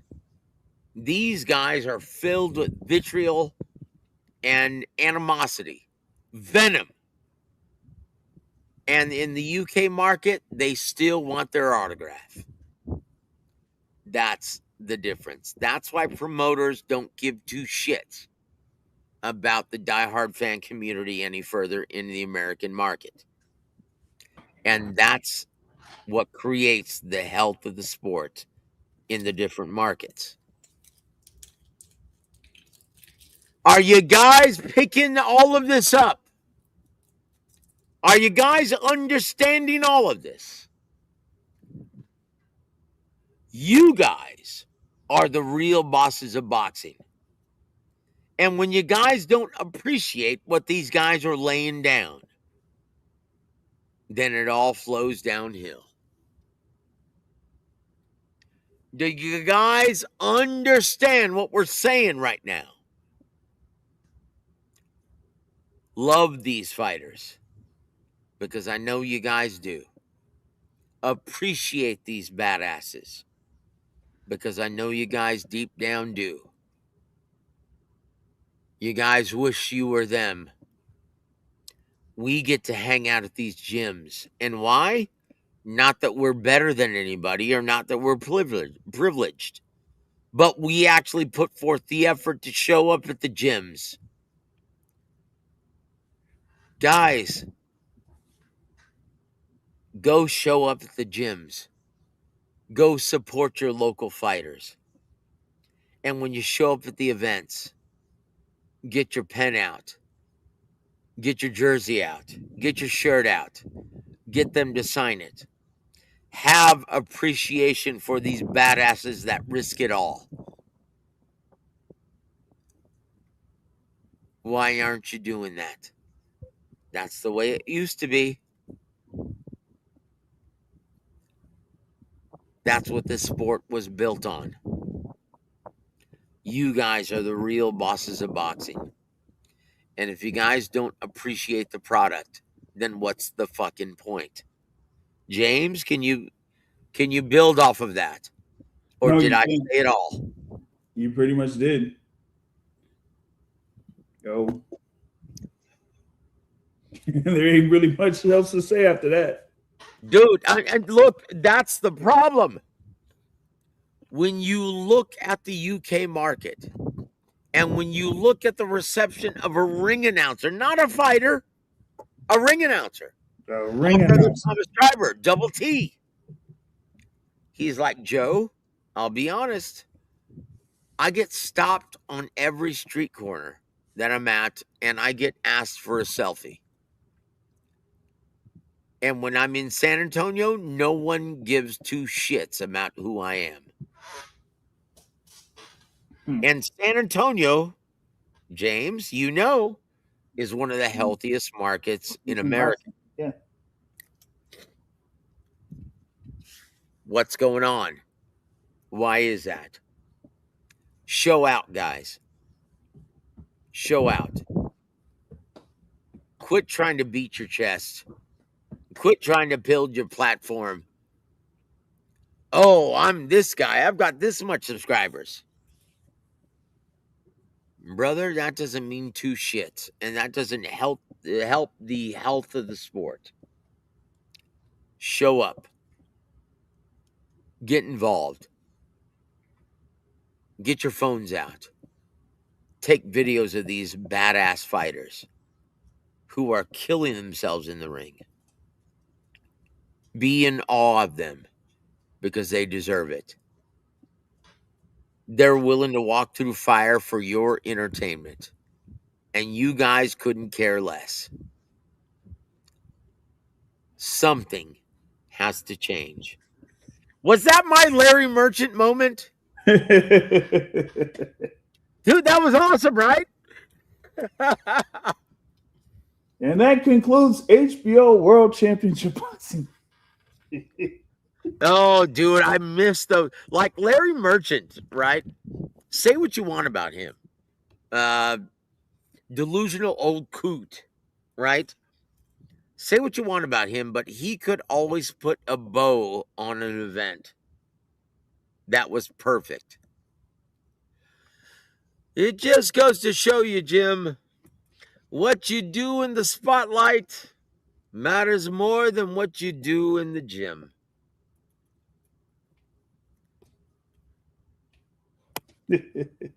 Nico, good to see you, my friend. And I explained this earlier, but I'll talk about it now. Charlo versus Resendez was scheduled for May 2nd, but Jermall Charlo was offered more money to fight as a headliner in a pay-per-view event in either June or July with Caleb Plant. Yep. And James, do you think these fighters care about whether or not they're headliner or second fiddle? Oh, they definitely do. And, you know, this, even though this is kind of a similar situation to what happened last year with Sebastian Fundora when, you know, he was slated to face Xander Zayas, who at the time was the mandatory challenger to the WBO title. Yep. But then this offer came up for him to fight Tim Zoo. So fight Xander Zayas with both of the belts, or fight Tim Zoo, which would be more money and only fight for one belt. Sorry, WBO. Yep. So in this scenario, Jamal Charlo was offered a lot more money to be a headliner opposite Caleb Plant in their own pay-per-view rather than being second fiddle to David Benavidez and Zurdo Ramirez. Which one would you choose if you were Jamal Charlo? And there it is. There it is, guys. And I asked Ronnie Shields, I said, so what are your thoughts on your guy turning down a shot at the title? And he said this. One is a headliner. One is for more money. That's a no-brainer, Joseph. Yep. James, is he wrong? No, he's not wrong. And shout out to Coach Ronnie Shields. And real quick, just hope that his wife is doing okay. We couldn't do his show Tuesday because something happened with his wife. So hopefully a speedy recovery to her. So she is lovely in every way. Mrs. Shields is his rock. And yeah, so prayers go out to the Shields family. But I'll say this. Ronnie, he's not wrong. This is a business, guys. This is a business. And you can either be a positive attribute to that business or be a negative. Make the choice. Make the choice. Once again, we like to be positive attributes to this business. James, what is the fight you're most looking forward to this Saturday night in Vegas? In my opinion, Yoenli Hernandez. Holy shit. This guy, Terrell Gaucher. Oh, I hope you ate your Wheaties, brother. Yeah. Because you're getting ready to get your ass whooped. Yeah. Dude, Yoenli Hernandez. Carlos Adames talking about, oh, I don't have any competition at 160. Really? Are you sure? Sure about that? Shoot. Yoenli Hernandez. Yoenli Hernandez is one. That guy, in my opinion, he is the best 160 pounder in the world right now. And you guys are going to see it for yourselves on Saturday night.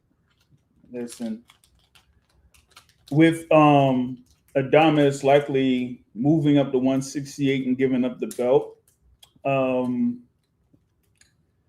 it would have been something. It won't likely happen, but it would have been something if they would have had for the vacant title in the summer.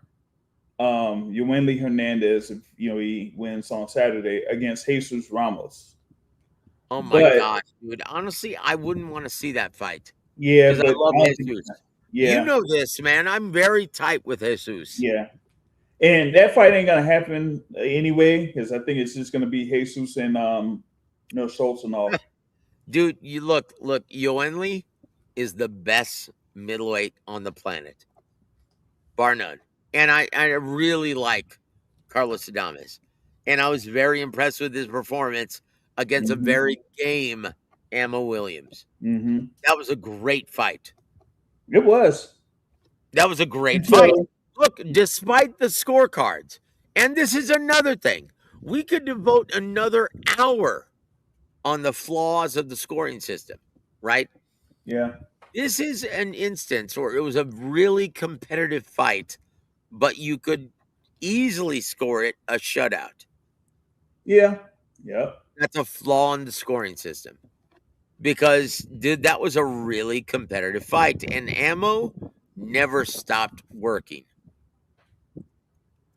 Never stopped working.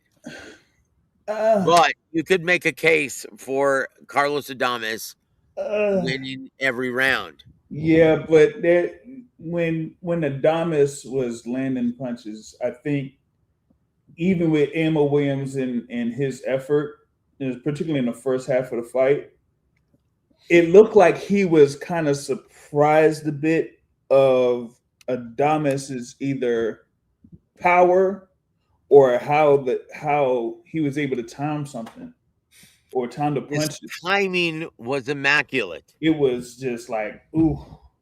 Yeah, it was levels. And you guys are going to see the same thing against a, former Olympian in Terrell Gaucher. Yep. Yoenli Hernandez is going to make light work of a warhorse like Terrell Gaucher. And Yep. this is going to be his coming out party. Yoenli Hernandez, the best middleweight on the planet. Sorry, Carlos. It's the truth. Guys, and you're going to see the truth this Saturday. And guys, dare I say, Brian Mendoza, Yoenis Diaz may in fact steal the show. This is going to be a great fight. And Brian Mendoza getting the call 3 weeks notice. And I spoke to him and he said, you know what? This is why I always stay in the gym, because I never know when I'm going to get the call. This is how I got the Fundora fight. I was flown in to lose. But I ended up winning the title that night. I'm going to use that for an article, Joe. Dude, it's the truth. Yeah. And look, I'm going to hook you up with Brian Mendoza. Just give me a couple hours. I'll make it happen. Okay? Right. Brian Mendoza is a great guy. And he is as humble as it gets. So once again, he is everything you love about boxing. He stays in the gym. He knows he's not a huge ticket seller. He knows he's not a huge attraction. So he doesn't balloon up between fights. He stays in the gym. He is, dare I say, the carving knife. Just like Jermaine Franklin. Jermaine Franklin is the carving knife of the heavyweight division. You know what you get. You know what you have. Okay, I'm going to stick my guy against this guy, Jermaine Franklin. Why do you think Queensberry Promotions chose Jermaine Franklin as their opponent from Moses Itauma, the next big star of the UK? Why do you think they chose him? He's never going to receive a parade in Grand Rapids, Michigan. Why do you think they chose him? James? This is a guy who made Anthony Joshua look downright awkward. If Moses Itauma gets him out of there within 5 rounds, Queensberry Promotion knows that they have something. If they go the distance, what then? I still think that, if Itauma wins, whether it's KO or by decision, they're going to eventually have him matched up with one of those guys involved in Fabio Wardley and Daniel Dubois. It's got to happen. I mean, the thing with Itauma is he's rated at number 1 in the WBO and the the WBA. What I had it as. So not. So he's right there in line for a world title shot. It's just, okay, when are they going to say, all right, he's ready to fight for a world title? So having this fight against Jermaine Franklin, this is a good, measuring stick for him. Let's see where he's at. That he had that fight against Dylan White, won, by knockout in the first round, and had a lot of momentum, right? But now they're like saying, okay, if we can't get him in the mix with Usyk right now or whatever, then let's see him at least have a fight in the interim. So I think this is good for Moses Itauma right now. Yep. Honestly, Jermaine Franklin is going to expose any deficiencies that Moses Yeah, he Itauma will. has. He will. Because right now, let's be honest, we're looking at Moses Itauma and wondering what's wrong with him, because everything he does is seemingly perfect. Yeah. I wanted to get some words from Jermaine Franklin, but man, I waited until it was too late. That's all right, brother. I got you. So I got you. I I got you, brother. I had to Dude, connect. just wait till tomorrow. I'll get you an interview with Jermaine Franklin and his guys. Now I got it. Okay. Right on, man. Because think about this. The actual weigh-in, okay, well, the weigh-in is going to happen at 11 a.m. our time. Yeah. Okay. And so, yeah, it's heavyweight. So Mhm. it's not going to be the undercard weigh-in, which happens at Qingdao.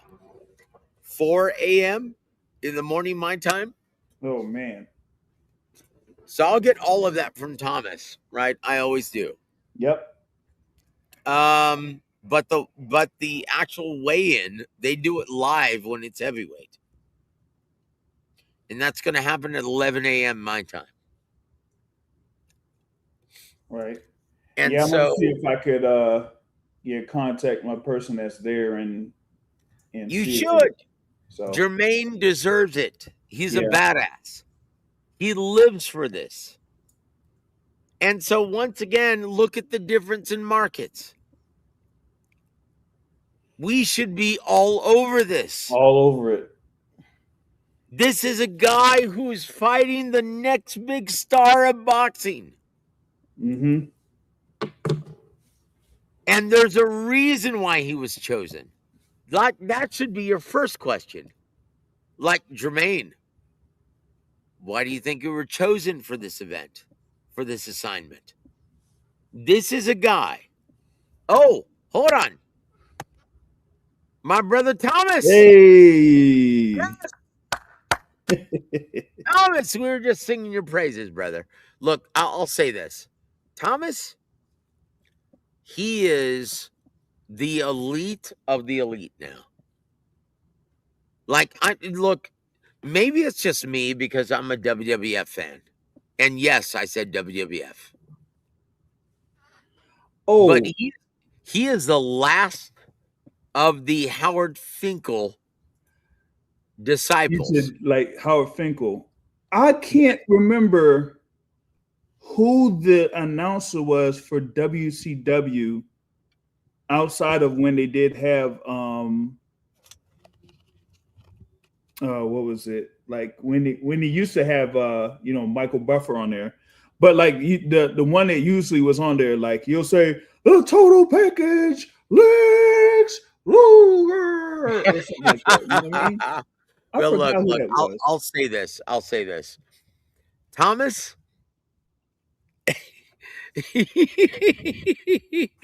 this guy, Thomas, is the best of the best right now. Like, everyone in the industry is noticing. This is a guy who, and I'll say this, he never makes mistakes. This is why the Dillian White thing was such a big deal, because he never makes mistakes. Thomas Triber is meticulous. His preparation is everything. He will go up and down the entire card and ask every single fighter, how do you pronounce your name? How do you want me to introduce you? No one else does that. At this level, Thomas is meticulous. And if you notice, he never makes mistakes. That's why Thomas is in this position. Thomas is a workhorse. He's a bad motherfucker. And yes, I never dropped the F-bomb, but I will say this from my brother Thomas Driver. And Hawker has the beat, a very underrated ring announcer. Look, he's underrated in the American market. Because you ham and eggers can't appreciate greatness. Thomas has been through it all.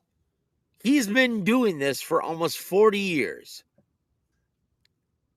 And he's earned this. Thomas is a bad motherfucker. And yes, I'm proud to call him my friend. And there it is. So, Thomas, we're going to be watching. God bless you, my brother. And I tell you what, man, it's going to be a lot of fun seeing Moses Itauma against his toughest test to date. And if he gets past this, Jermaine Franklin, the defensive specialist, a guy who fights proficiently out of the shoulder roll. Where is he from? Grand Rapids? Yep. Isn't that where the shoulder roll is originally from, James? I think so, Joe.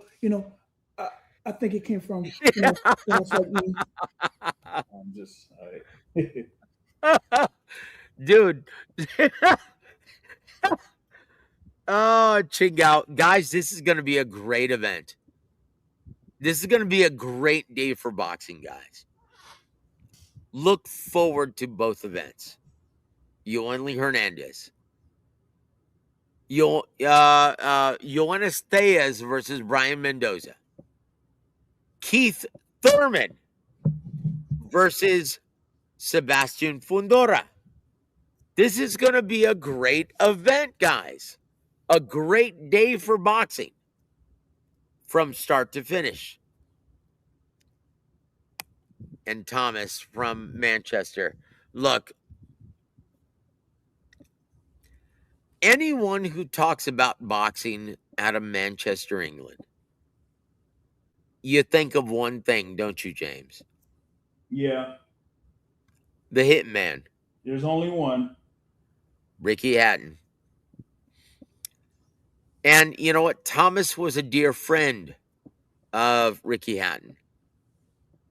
He knew him very well. And I can say this for Thomas. Thomas was devastated when the Hitman passed away.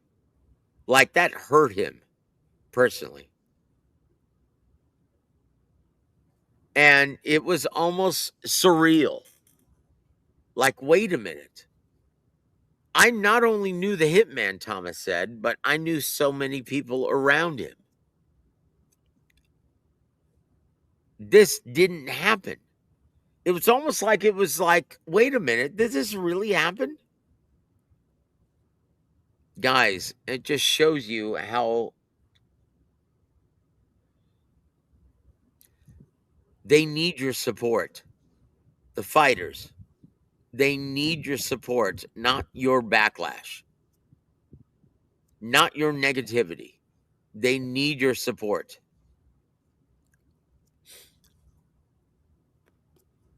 Man. Hold on. Nico says this. Joe, what do you think about the Slapback Thursday today? Okay, we already talked about that in the outside of the show. But it was interesting, when we were talking about it, because, like I was mentioning earlier, when Golden Boy had the fight card on March 14th, headlined by Arnold Barboza Jr. and Kenneth Sims Jr., and they had Oscar on there with Chris Mannix. Chris Mannix. And Oscar was saying, like, hey, man, I'm not working with Rick Meridian ever again. And Virgil Ortiz too, right?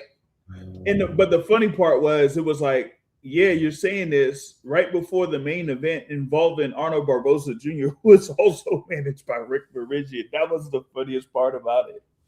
Oh, ching it. Oh, man. Oh, geez. Well, look, the kind of fight that Arnold Barboza put forward.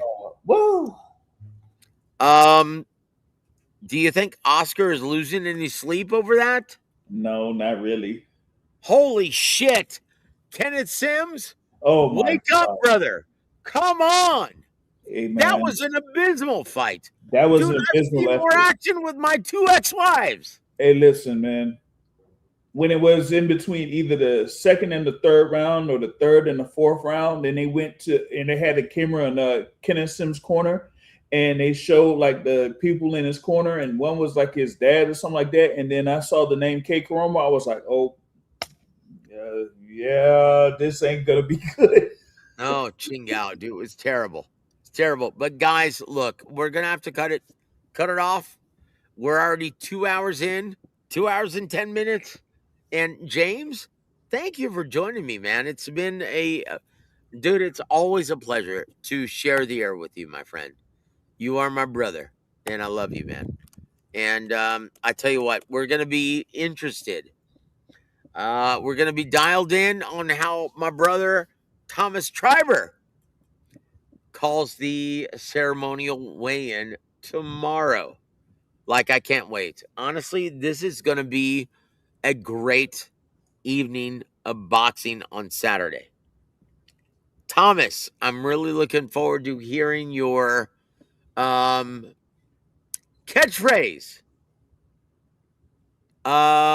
Stolen from Ali, dare I say that. Hold on. Mannix doinked senza Sanisa super bad estrada. Who would have thought? Oh, you know what? You know what? Don't ever say doink. That's terrible. You know the backstory of that, James. Yeah. So, guys, on behalf of James, do you have any parting shots for our listening audience, sir? Just enjoy the fights coming up on Saturday. And, like I said, I'm gonna play this real quick. Hold on. Terrible.